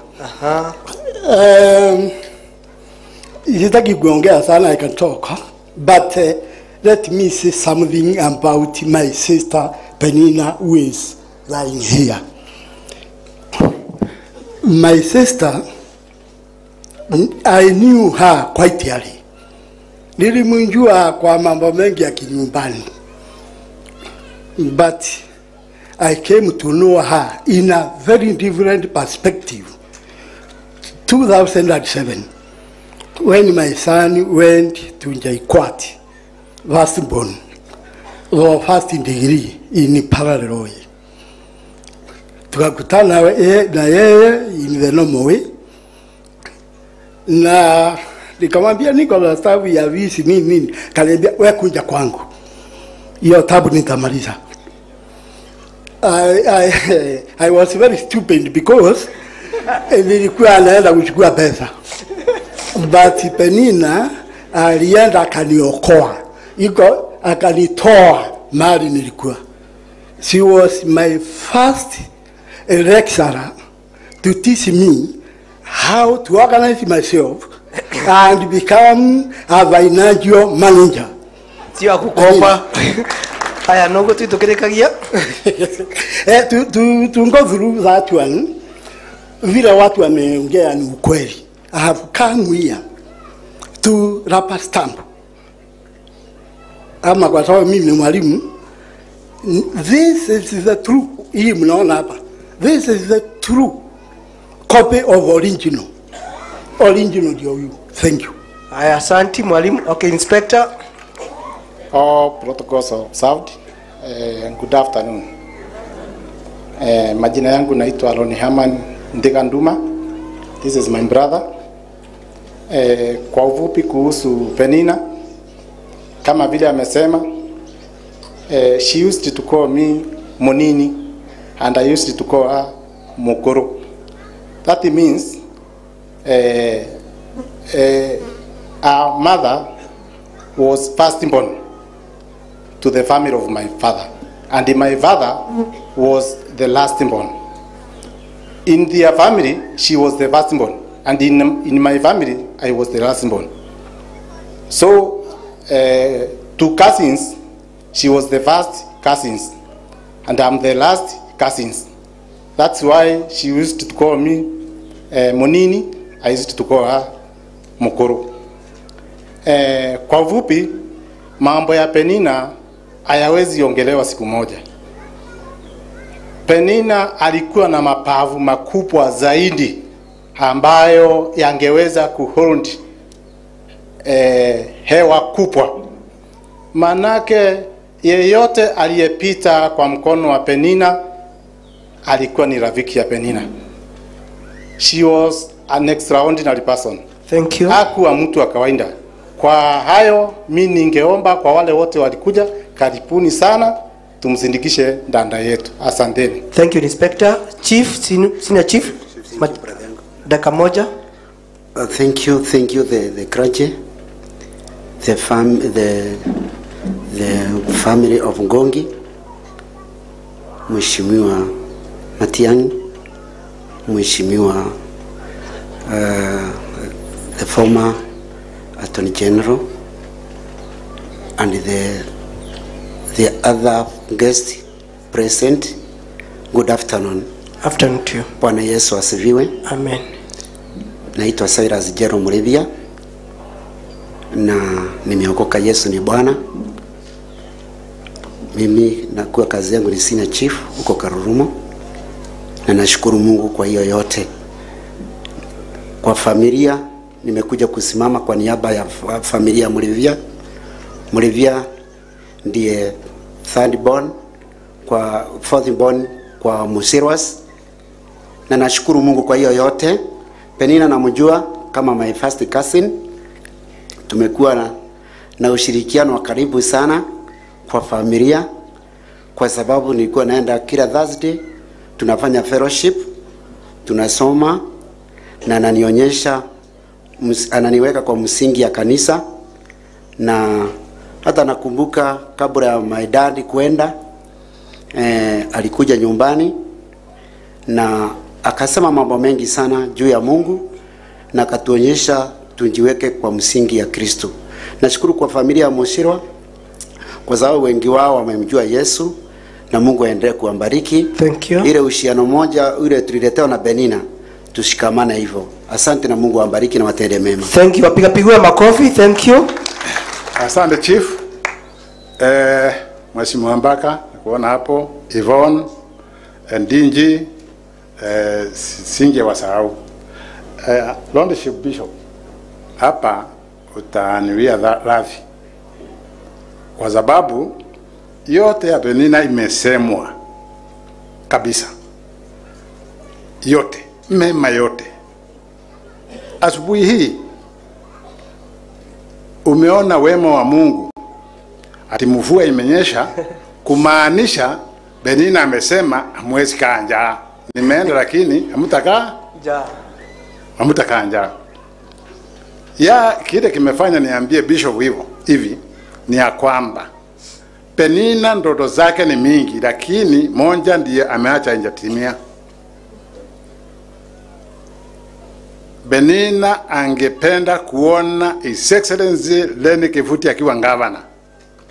Muko hapa akina Matiang'i na speaker sana na wale wengine. Ndio nimeona niseme hiyo, sababu nikikaa nayo kwa roho itaniumiza. Ndoto ya Penina itimi. Bwana Yesu asifiwe. Asante. Amen. Makofi ya Adhoni. Hapo sasa nimefika, siwezi endelea kwa sababu unaweza kosa protocol. Unajua kuna mtu alikosa protocol siku nyingine akasema akimbisho kwa ndazi, akimbisho kwa mbele na tutakimbisho kwa mbele. Kwa hivyo sitaki kukosa protocol. So nitaita Leni Kivuti atuonyeshe wale ambao viongozi wako nao hapa dakika chache. We give you around 10 minutes so that tumalize. Mheshimiwa Kivuti, just introduce the makofi yake.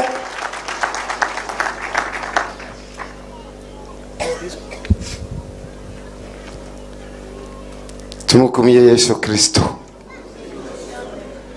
Sasa me I'm looking at 10 minutes.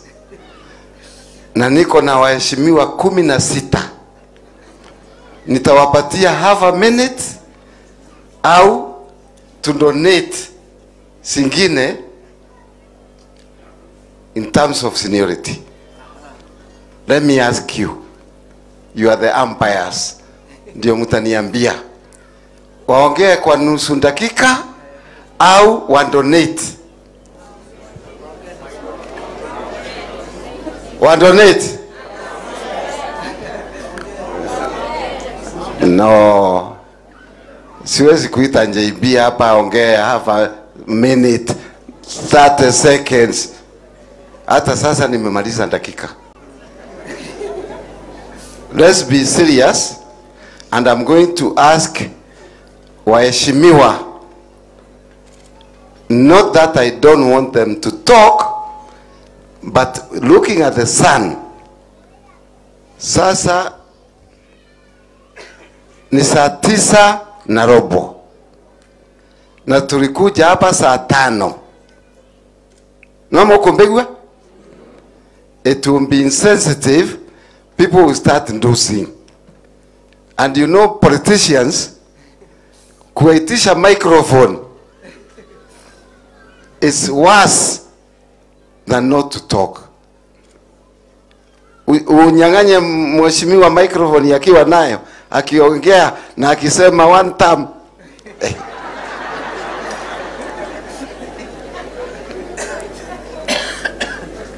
Tunakubaliana? So, my brother, sidio? We recognize them na tuwapigie makofi. Alafu, ngoja, wachache wao waongee. Sidio? Protocol. Sidio? So, nitaanza na waheshimiwa wa kutoka County Assembly. Na ni wengi wako hapa. Ni watanje au wasimame? Wasimame na wa face the crowd. Mwale wekate mpaka nengugiria. Huyo ni mheshimiwa Paka Power, mheshimiwa Lene Masters, the king of bass in the County Assembly, mheshimiwa Gakungugu, mheshimiwa Yvonne. What I will say, tukimaliza, tukienda pale kwa Mboma, waheshimiwa wote wataongea.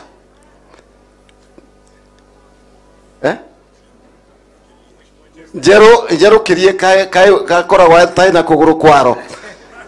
Au kireti.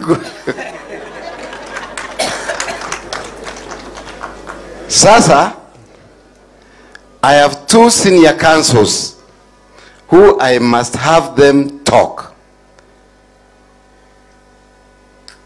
The first one is a very close friend of mine. Very close friend of mine. Na ametoka mbali, ameenda na gari, akatafuta hapa, mpaka akafika Kanyuambora. my brother Stephen Kipkenda, senior counsel. Kuja salimia watu. I'm at home, Senator. One thing I've added in the tributes to your mom is she was a lady of the soil. As the Bible says, you are formed by the soil, and to the soil you'll return. But what she did during her lifetime is she made that soil beneficial to herself and her family.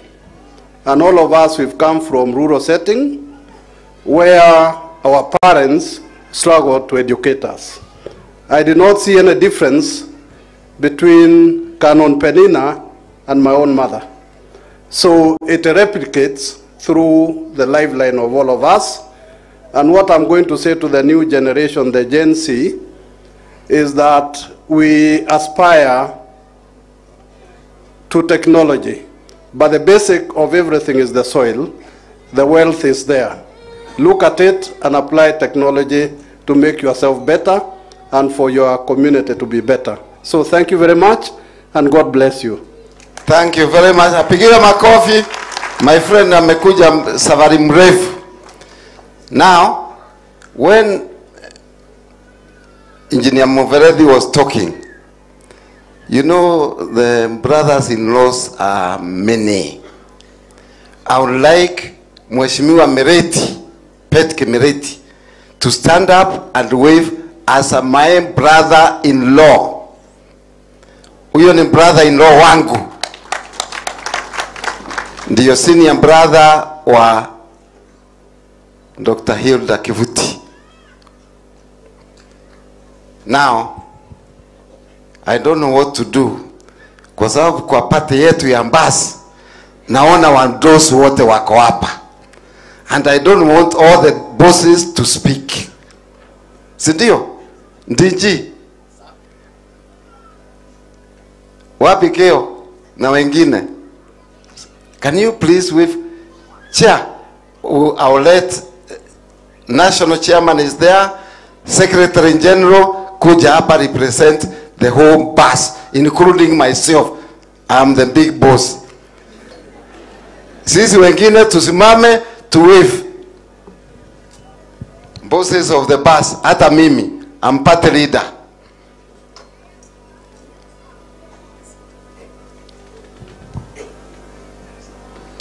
SG, represent the bus. We are here, huyu ni secretary general, huyu ni national chairman, Keo ni national vice chairman, simama kuja ni hapa. We are being represented by the secretary general. Na mimi ndiyo mdosi, party leader. Haya, wadosi wa bus, wako wapi? Hata mwingine naona kwa huko njuu, lakini wachana na yeye. Huko ni njuu zaidi. SG, on our behalf. Bwana Yesu asifiwe. Amen. Buliba bega. Asanteni sana. My name is Mugambi Manyara, National Secretary General of the Bus Party. As you can see, we have come here. The entire bus leadership is here. Actually, most of them are on the other side. This is our national chairman, Mheshimiwa Titus Ntochu. Na wengine wote wale wamekuja hapa, tumekuja kuleta rambirambi zetu na kusema pole sana kwa our party leader, Mheshimiwa Leni Kivuti, because of the loss of the dear mom. I did not know her personally, but I can say, looking at the family structure and the family tree that you saw here, she was a very successful woman in terms of leading her family. Hapa niliona watu wote ambao walikuwa hapa ni watu wamesoma, ni watu wameendelea, ni watu wako na maono, na ni watu wa maendeleo.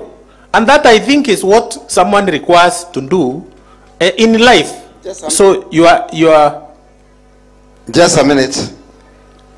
Bus kuja. Bus leadership. Yvonne. Ameenda wapi? na masters. Okay.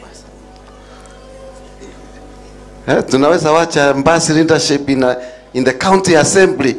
Alafu hiyo ndio minority leader. Asante bwana minority leader. So in short ameenda wapi? Na Njero anakuja. These are all the Mbasi leadership. So our party leader, mine is just to say on behalf of the party that we have also been touched heavily by the loss of your mom, but we feel you are well positioned to take a position and lead the family forward.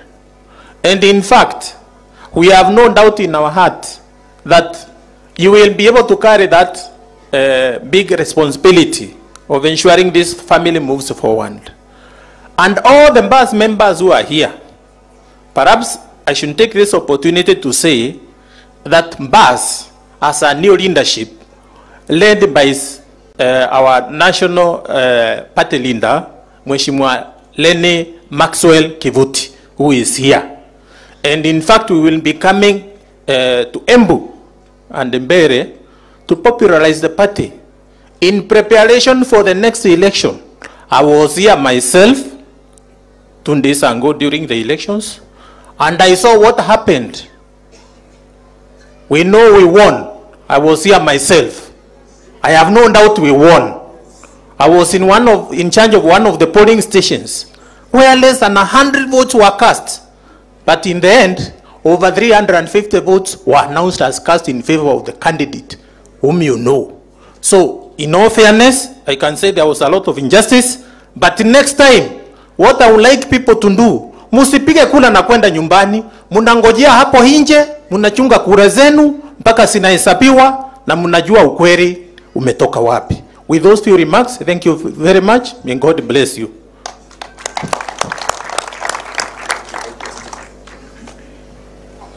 Asante sana for representing the bus kwa mashishi ya mama. Sasa nataka kumwalika mheshimiwa wa Runyenjes, ni rafiki yangu, hata yeye ni bus.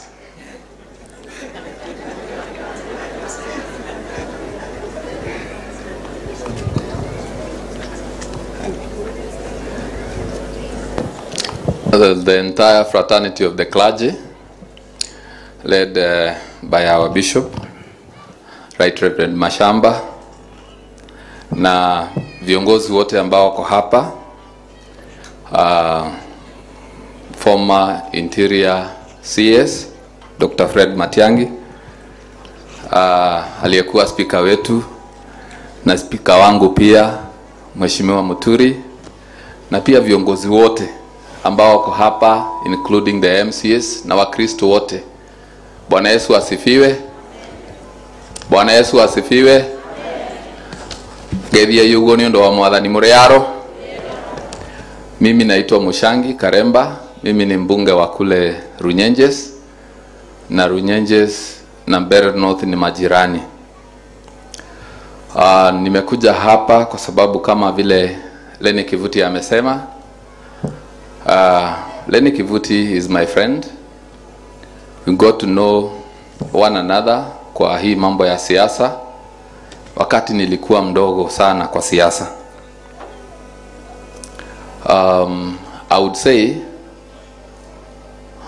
that siasa yangu ilianzia kwa chama ya BAS kama vile amesema, because in 2013 I was a candidate na nilikuwa candidate wa chama ya BAS. So nilipata habari kwamba tuliachwa na mama ya Mheshimiwa Lenny Kivuti, na nikasema nitakuja. Samahani sikuweza kuja hapo mwanzo, lakini nilisema mama hatazikwa kama sijafika hapa. So Mheshimiwa Lenny na pia mke wako na familia yenu yote, mimi nasema pole, na Mungu awapatie nguvu wakati huu mgumu, kwa sababu mama ya mtu ni mtu wa maana sana, na hatuwezi sema ati kwa sababu ni mzee sasa ati hakuna uchungu. Najua ni uchungu mwingi lakini Mungu naye atawapatia nguvu. I can recall the many times I have come to Kanywambora hapa nyumbani na mkanipokea vizuri sana kwako nyumbani, and for that reason nasema Mungu awapatie nguvu sana wakati huu. Si vizuri niseme kwamba wakati nilikuwa kijana sana nikitaka kuwa mbunge wa constituency ya Runyenjes, wakati nilienda kutafuta chama ya kutumia ili nipate ushukani wa constituency ya Runyenjes, niliwaambia nilienda nikipiga hodi kwa milango ya chama mingi sana, na kuna chama niliitishwa statement ya bank account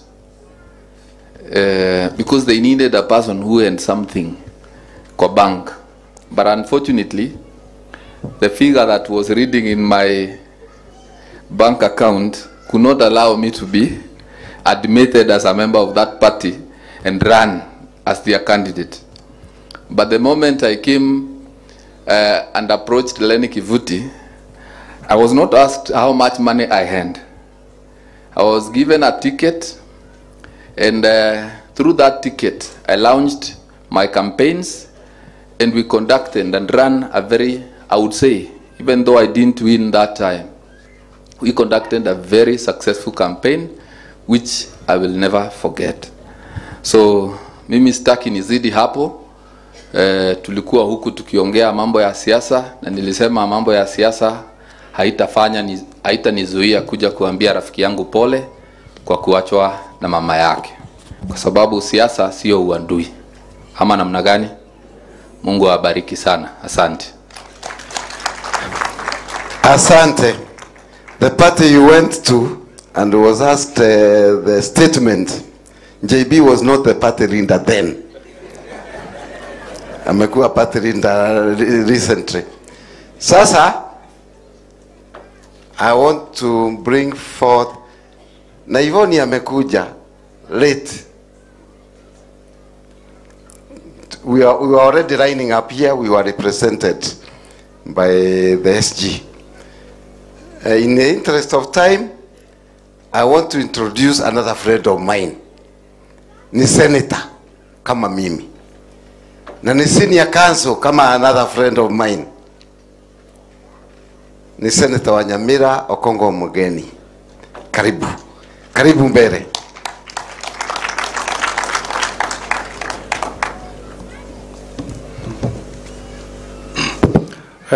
Wakristo, Bwana asifiwe.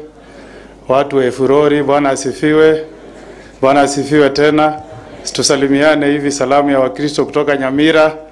Asante sana. Kwa kanisa, Lord Bishop, familia ya rafiki yangu Senator Ivuti, mimi vile mmeambiwa naitwa Okongo Omogeni.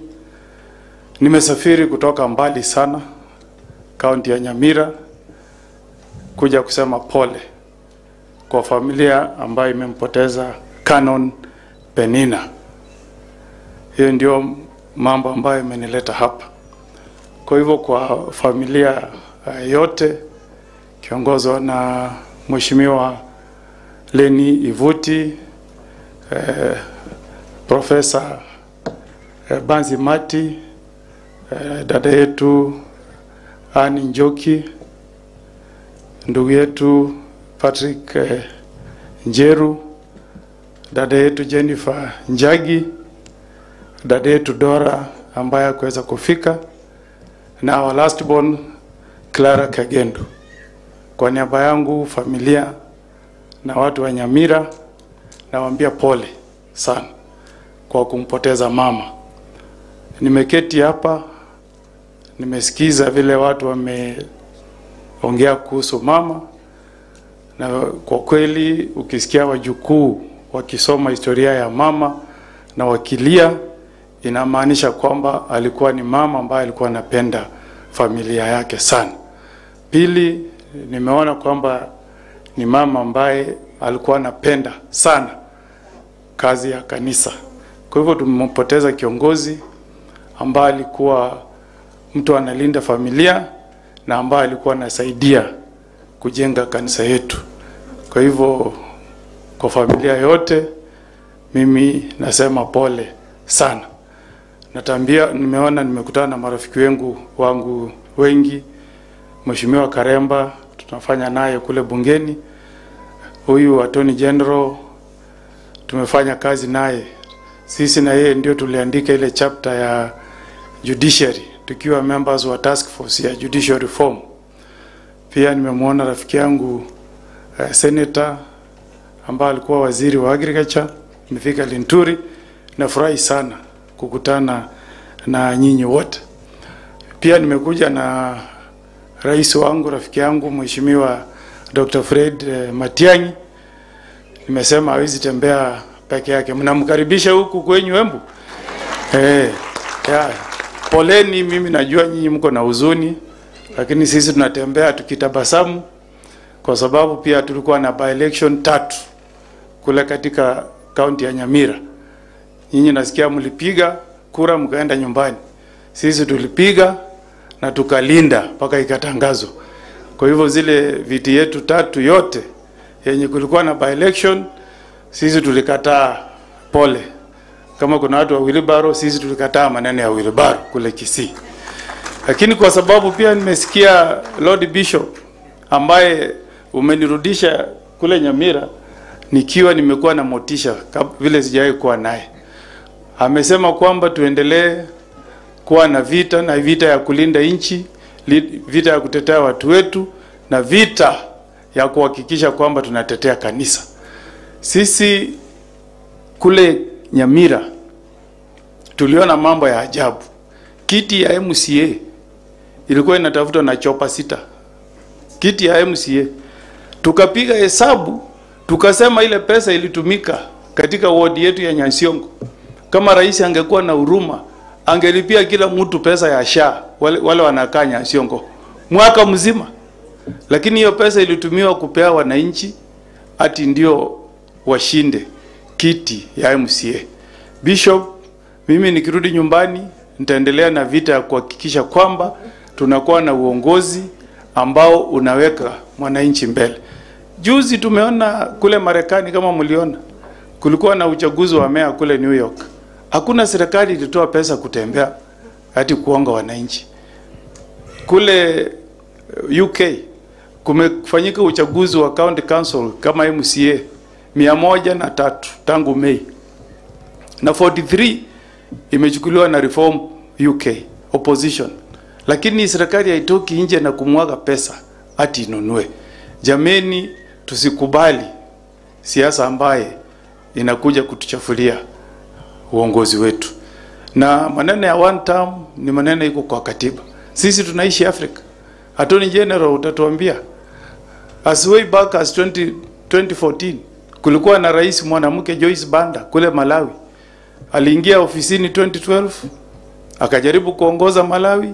Baada ya miaka 2 alishindwa. Kura ilipopigwa wananchi walimkataa na alisalimu amri, akaenda wapi? Nyumbani. Chakwera aliingia 2020. 2025 kura zimepigwa, wananchi wamemkataa, amesalimu amri, ameenda wapi? Nyumbani.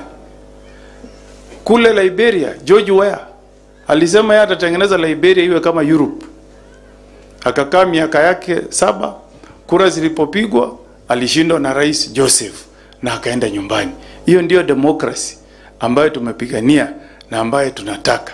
Kwa hivyo nawaomba wananchi wa Embu, tukiendelea mbele, sisi tushikane pamoja.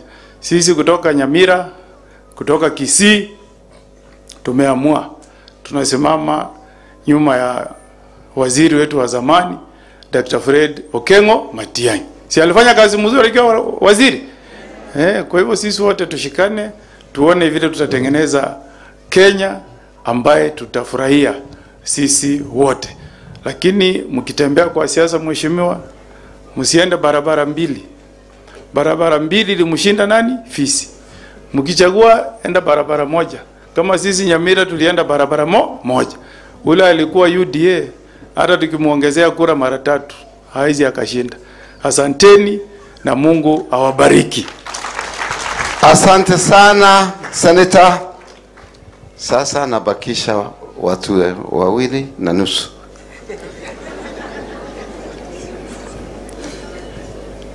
Waziri wa kilimo, au ulivutwa? Wewe ulivutwa kazi wewe. Ndugu yangu Mithika Linturi kutoka Meru, tuambie mambo ya Meru.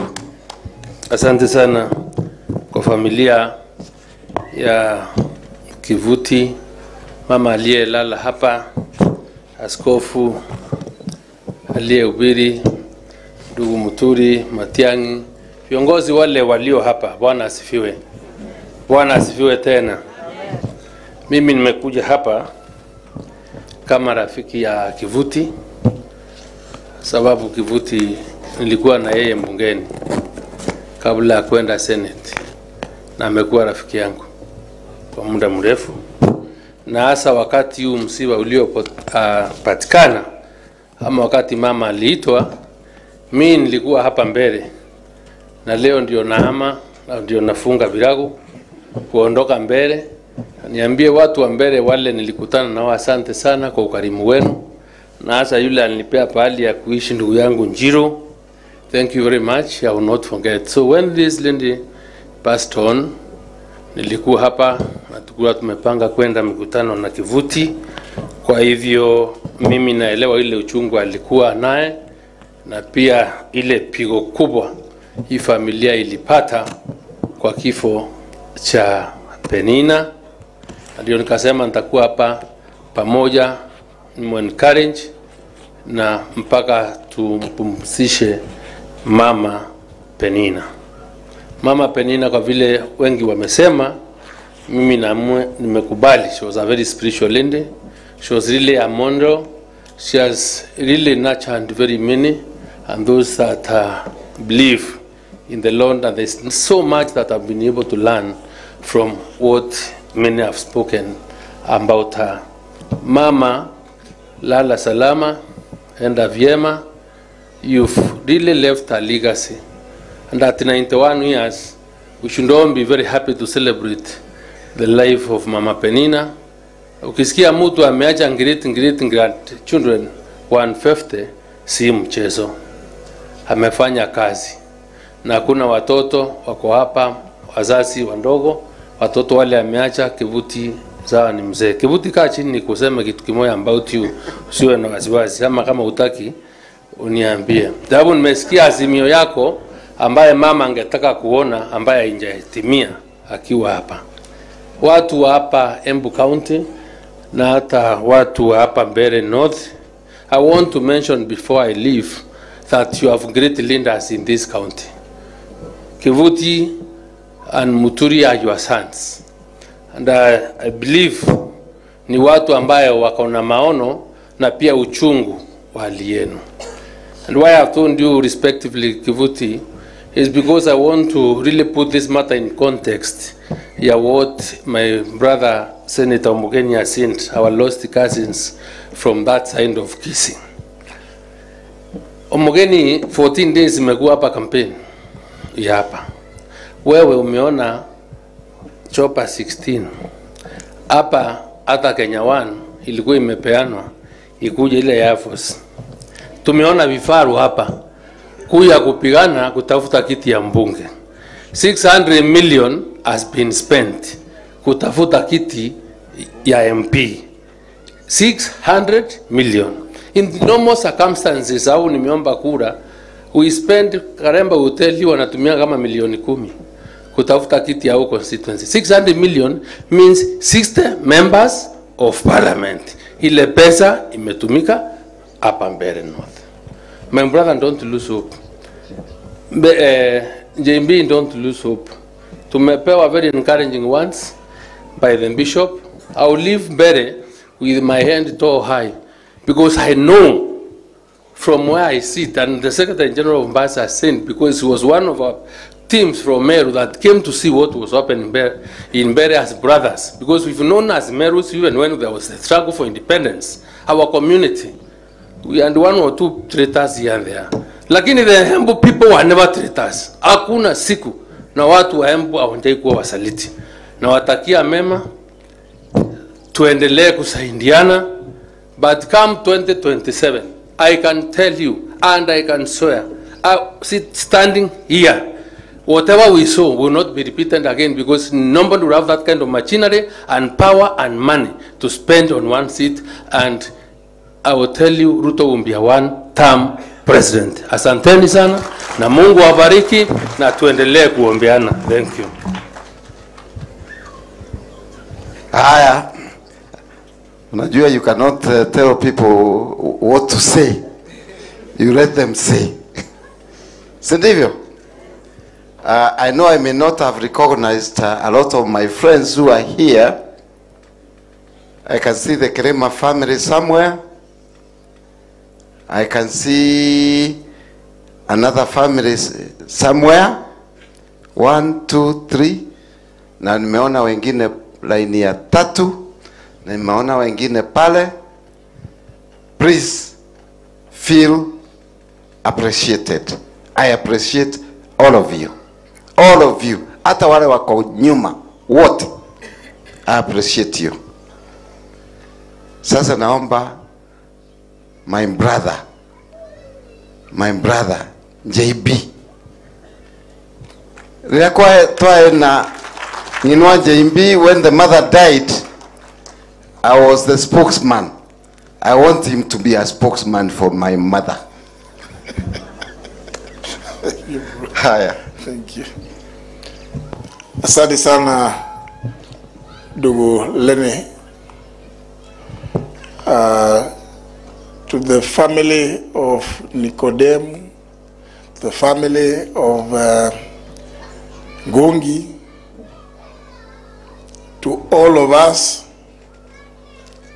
the church led by our very good friend Bishop Masamba, to great friends Dr. Fred Matiang'i, Senator Mogeni, Mushangi Karemba, the MCA, and my brother Franklin Methekale Nturi, who indeed I want to confirm has been living with us here for the last 2 weeks. I stand before you to bring my condolences, those of my family, the family of Biden, which, as you remember, Lenny explained the last time, on 2nd of June 2018, we've had a long family relationship. So the loss of our mom, Penina, is a loss to all of us.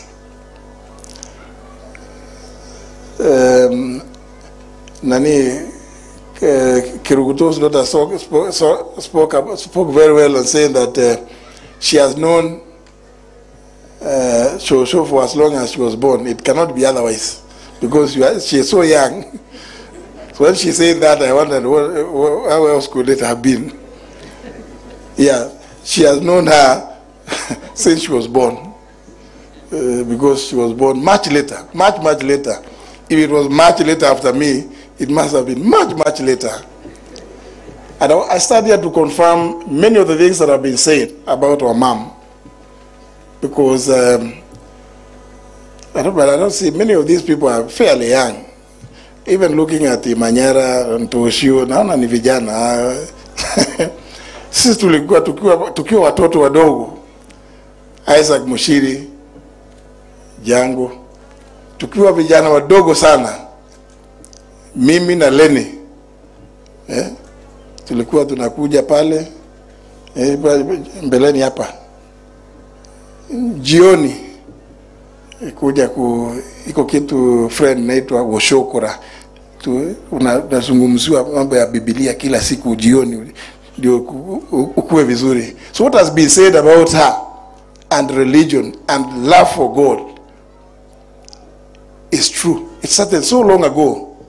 I don't want to say since I was born, but I can at least attest since I I was able to remember. So her loss is not just to the family, but to this neighborhood of Kanyuambora. And it also confirms what Irene Wishon was saying, because of kule tulitoka. By the way, Irene, you know, when you spoke, ni hata mimi nikumbuka kidogo. Actually, hata mimi, my origins are that way. Unawe unajua. But let me say, kwa sababu, I don't want to, sasa kuongea siasa, lakini Bishop ametuambia tupigane. Vita nzuri lakini.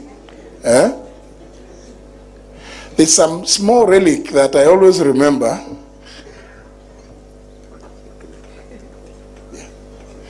There's a small relic that I remember done by some singer called Giuliani. It goes like this. Nikoja takaranga siwezi karanga. Oyae shikbalaga. Niko tayari kulipa gharama. Sitosimama maofu ya kitawala. That is the one. Sitasimama? I think what my good friend Mithika Linturi has just said, surely, Lenny and I led a very vigorous campaign here. And we have found, hatutasimama Karemba, hata hiyo mlikuwa mnafanya, hatutasimama maovu yakifanywa. You know?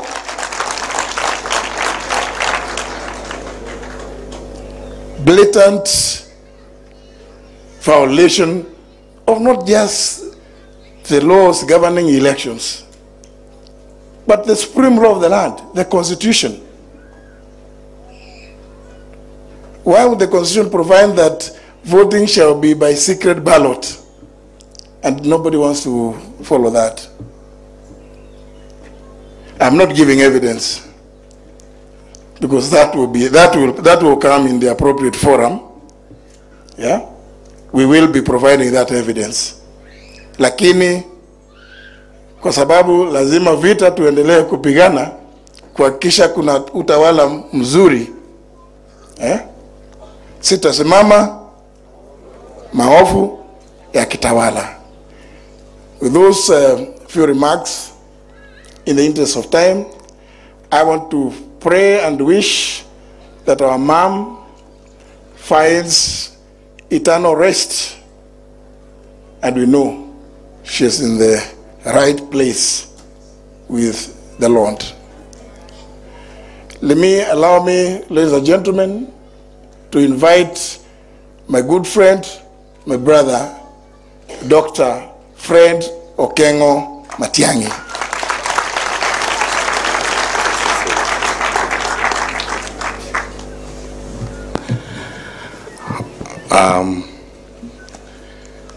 My brother, my friend, and one of the people I sincerely admire, Senator Lenny Kivuti and your family, and all of your sisters and brothers who are here, your children, your grandchildren, my brothers in national leadership, Honorable Justin Muturi, someone I've looked up to for a long time, Mheshimiwa Mithika Linturi, my brother Senator Okongo Mugeni, Mheshimiwa Karemba, and all of you wonderful people. Viongozi wa kanisa, Baba Askofu. Nimekuja hapa kwanza kabisa kwa niaba yangu na familia yangu kuleta rambirambi na kusema pole. Lenny Kivuti ni rafiki yangu, lakini niseme tu ukweli kwa sababu tuko kwa kanisa, ni rafiki ya watu wetu wengi sana. We have so many friends in common. And he's also my neighbor where we live in Nairobi. Na tumetembea na yeye kwa muda mrefu. Kwa hivyo kwa familia nimeleta pia rambirambi Senator Kivuti kutoka kwa marafiki wako wengi, wale mawakili akina Nyaundi na wengine, hiyo grupu yetu tunakutananga na wewe. Nimeleta rambirambi kutoka kwao kuja kusema pole. Na namshukuru Mungu nilipata nafasi kujiunga na nyinyi hapa kwa kuja kusherehekea maisha ya huyu mama. Nitakuwa mfupi sana. Not long time ago, I came across a student of presidential politics who had written an article on the influences of mothers on leaders, and that traced the lives of many leaders and their mothers. From that study, he concluded that even if people don't readily see that, mothers have shaped a lot of people's leadership principles and views. Na kusema tu kweli, Lenny, I have known you for a while. Listening to people saying the things they were saying here about your mother, although I did not meet her, it reads like a summary of your character and your commitment and your sense of focus. That's why usually parents don't have to say so much about their children and the work they have done. People look at the children and they can tell the kind of parenting they have gone through. And even if we cannot see Mama here, the evidence about her work is abundant, from the children who have spoken here, the grandchildren, and most importantly for us who have known this family a little bit, especially through Senator Lenny Kivuti kupitia kwake yeye mwenyewe. Tunamshukuru Mwenyezi Mungu for the time we've had with her and the life she has lived. The challenge we have, all of us now, her children, her grandchildren, is to walk her path, leave her legacy, continue public service. Therefore, Senator, before we leave here today, hata sisi mtatukubalia tutoe mchango wetu kwa ile Thanksgiving ya mama alikuwa amepanga, na tuendelee namna hiyo. Pili, namshukuru sana baba askofu, sababu ukihubiri nilichukua point nyingi sana, lakini the three that I'm going away with ni kwamba vita ni kitu mzuri sana, tuendelee kupigana, kwa sababu nothing comes easy. The independence that we enjoy in this country is a product of war. The freedom that we enjoy today is a product of constant struggle and people insisting we must fight one party rule, we must change our constitution. Life is that kind of struggle that we cannot give up on.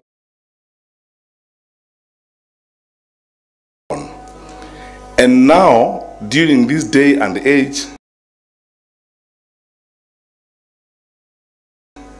those of us who are here today in Kenya, in this generation, katika kizazi hiki, we now have our own challenge.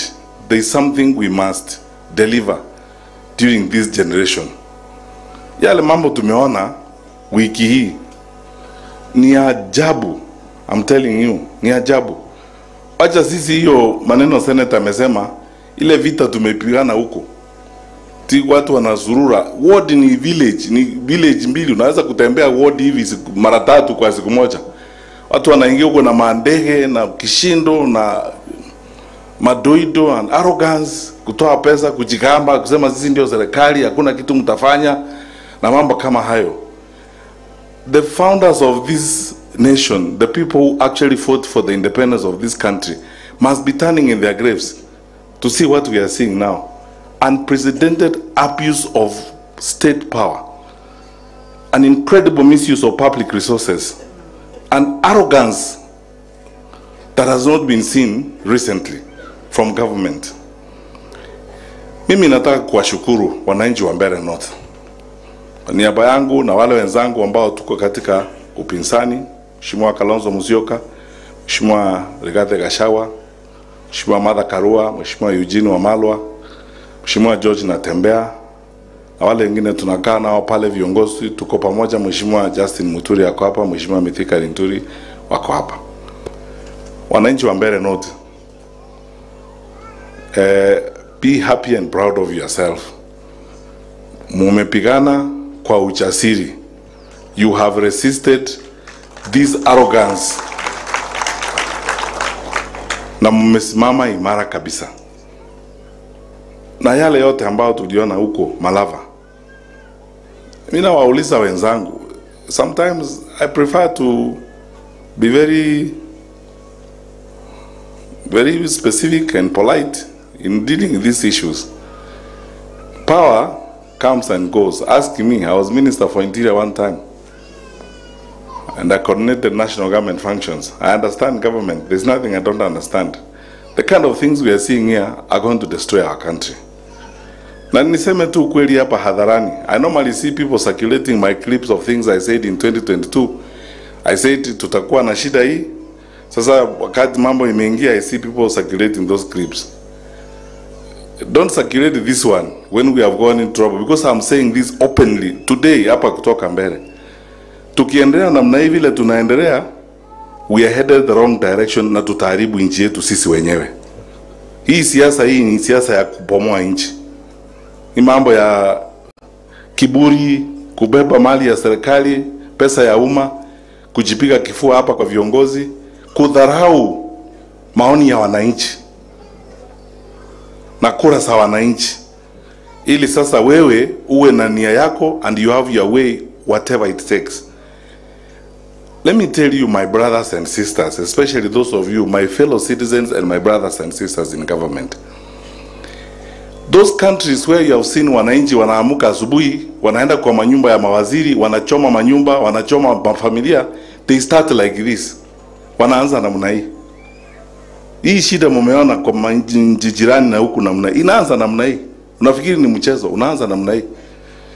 Because please take this seriously. There is a limit to which you can push people. Last month there is a limit. All these are smart people here. They can tell you there's a limit. Unaweza kusukuma watu, usukume watu. Itafika mahali siku moja hata wewe mwenyewe utashangaa. Because you don't know how these people will respond to this constant harassment, constant intimidation, constant bravado, unprecedented abuse of power. It's as if this hubris, but power does not end. So my second point again, which I took from your sermon, that you know nothing lasts forever. Hata Paulo na Sila, milango ya gereza ilifanya nini? Ilifunguka. These things will come to an end. Fellow Kenyans, whether you are in Mbeere North, Malava, or Nyansiongo, where we have been brutalized and terrorized just because of our ward seat. Hii mambo itaisha. Do not lose hope in your country. Our country is great. God has blessed us with a wonderful, fantastic country. There is nothing wrong with our country. The challenge we have now is because we have bad leaders. That is the challenge. And we will overcome this challenge. Keep hope alive. Let's keep together and let's keep moving. Because in moments like this, when people do this thing to us, leaders behave like this, as citizens of the country, you might be discouraged and frustrated. Tafadhali wananchi msife moyo. Ona mama wetu hapa amepigana vita 91 years. Look at the generation she has raised. Mama ambaye alimaliza shule standard 3. Ametoa engineers, doctors, professors. In the life of this wonderful mother of ours is the hope that we all need to have. That tutafuka hiyo daraja. Na tutaenda mbele tujenge taifa letu vyema. Na tukae pamoja, tusigawanywe. Mtu asikuambie eti wewe ni Mbeere North, huyu ni nini sijui Nyamira. We are one people and God wants us to live here together. Na kwetu sisi viongozi, hasa wale tuko katika upinzani, tuko tayari. Tunaongea, tunafanya kazi pamoja kwa sababu tunataka kusaidia nchi yetu ili tujenge Kenya ile ambayo waanzilishi wale ambao walitoa maisha yao tupate uhuru walikuwa na dhamani tuwe na nchi ambao tunasikizana, tunaheshimiana, tunakaa pamoja, tunaheshimu mawazo ya wengine, tunaenda kwa kura. Kama wananchi wanakataa, unaenda nyumbani vizuri, sio kuleta kifaru, mandege, polisi nini kusurutisha watu ili wewe uwe na nia yako kwenda mbele. We will overcome, we will cross that bridge. Finally, Bishop umetuhubiria kuhusu destiny. Tufikirie mwisho wa maisha haya itakuwa namna gani, na sisi kama taifa. Umegusia mambo ya Vision 2030 ya Mheshimiwa Rais Kibaki, na yale mambo yote Mheshimiwa Uhuru Kenyatta na serikali ya Jubilee imefuatilia. Sasa tuko katika hiyo safari, na nyinyi wananchi na sisi wote tufikirie. The reason why we are opposing this ni kwamba Januari ikifika mtalipa school fees, na tulikuwa tumeenda kwa free day secondary education. Ile pesa ya kusaidia watoto wetu ndio hii inalipwa hapa, watu wanahongwa hapa kiholela holela namna hii. Sasa tuko na walimu wa junior secondary, hatuwezi kuwalipa. Capitation hatuwezi kutoa kwa shule. Health tuko na shida, na pesa imeporwa, inji imeporwa. Wakubwa ndio wameweka pesa mifuko yao, wanahonga wananchi ili sisi tuwe maskini tuende kupiga magoti kwao. Mimi nataka kuwaomba na kuhakikishia, in the name of God, unaweza kutusumbua, lakini vile Bishop amesema kila kitu iko na mwisho. Hata Paulo na Sila walifunguliwa wakatoka. Magoti hatutapiga kuabudu binadamu kama sisi. Hatuwezi. Wananchi mtapiga magoti? Kwa binadamu hatuwezi kupiga magoti. Kwa hivyo Bishop, ni kana kwamba Mungu kupitia kwa Roho Mtakatifu alikuandaa vizuri sana ukuje kutuzungumzia sisi viongozi wa upinzani, kwamba tusife moyo, tuendelee mbele na kupigana. Na pia hakuna kitu ambacho hakina mwisho, tuendelee na hiyo safari. Na kwamba tufikirie mwisho itakuwa namna gani, destiny ya maisha yetu. Mimi na waomba wananchi tuendelee kukaa namna hii na mapenzi. Huyu kiongozi wenu Leni Kivuti, mimi niseme that is my testimony. Ni mtu sisi tunamheshimu. Na unaona mtu anaheshimiwa na watu wengine. Sisi tumetoka kule, tumetoka hapa na senator kuja hapa. Wale professionals wengi ambao Leni anafanya kazi nao ninawajua, mawakili nini, ni mtu ambaye anaheshimiwa. And you cannot be respected for nothing. Ni kwa sababu ya substance and quality. I don't want to be a dictator like other people. Nianze kuwaambia lazima mfanye hivyo, mfanye na hivi.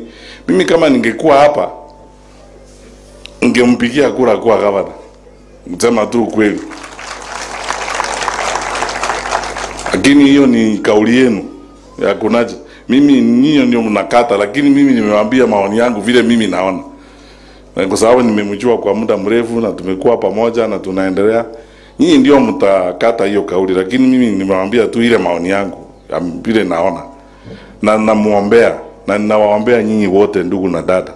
Mwenyezi Mungu aendelee kutubariki, tukae pamoja. I've worked with some of the best civil servants I worked with in my life in public service are people from here.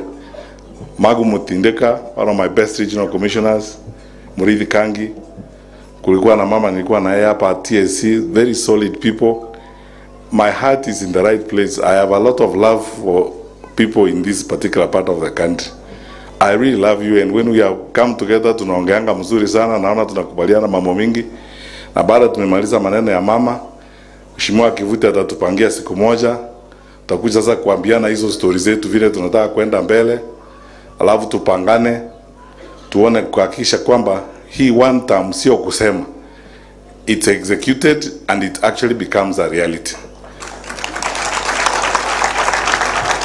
Mungu na awabariki. Na kwa familia yenu, tafadhali Mungu awabariki. May the Lord shine his face upon you. May the Lord continue guarding over you as you walk out and come back. And may the Lord keep watch over you even as we lay our mom to rest. God bless you. Apigiwa makofi. Thank you very much. Thank you very much. Tumpigie makofi ingine. Thank you very much. Now, Dr. Matiang'i is one of the principals who wanapigania kwa opposition. Hiyo kiti kubwa. In the morning, asubuhi, nimepigiwa simu na Steven Kalonzo Musyoka. Alikuwa anatoka Mombasa na akuwa amefika Nairobi, akaniomba nifikishe condolences zake na familia zake kwenu. Ni mwashiamukira makovi makaronzo anamo. Wakifika huko mbele watajua ni nani atachukua nini, si ndio? Waendelee mbele, tunawaombea hata sisi. I want to return this mic to the church ndio tusike mama before it's too late. Once again, those people who have come, I want to thank you, thank you, thank you from the bottom of my heart. Asante sana, makofi mazuri ya viongozi wetu. Tunawapenda and we always pray for you. Before niita askofu aombe familia na aombe maombi ya mwisho, nitaita Elias Ngari on behalf of the family akuja and give vote of thanks. Makofi ya Elias.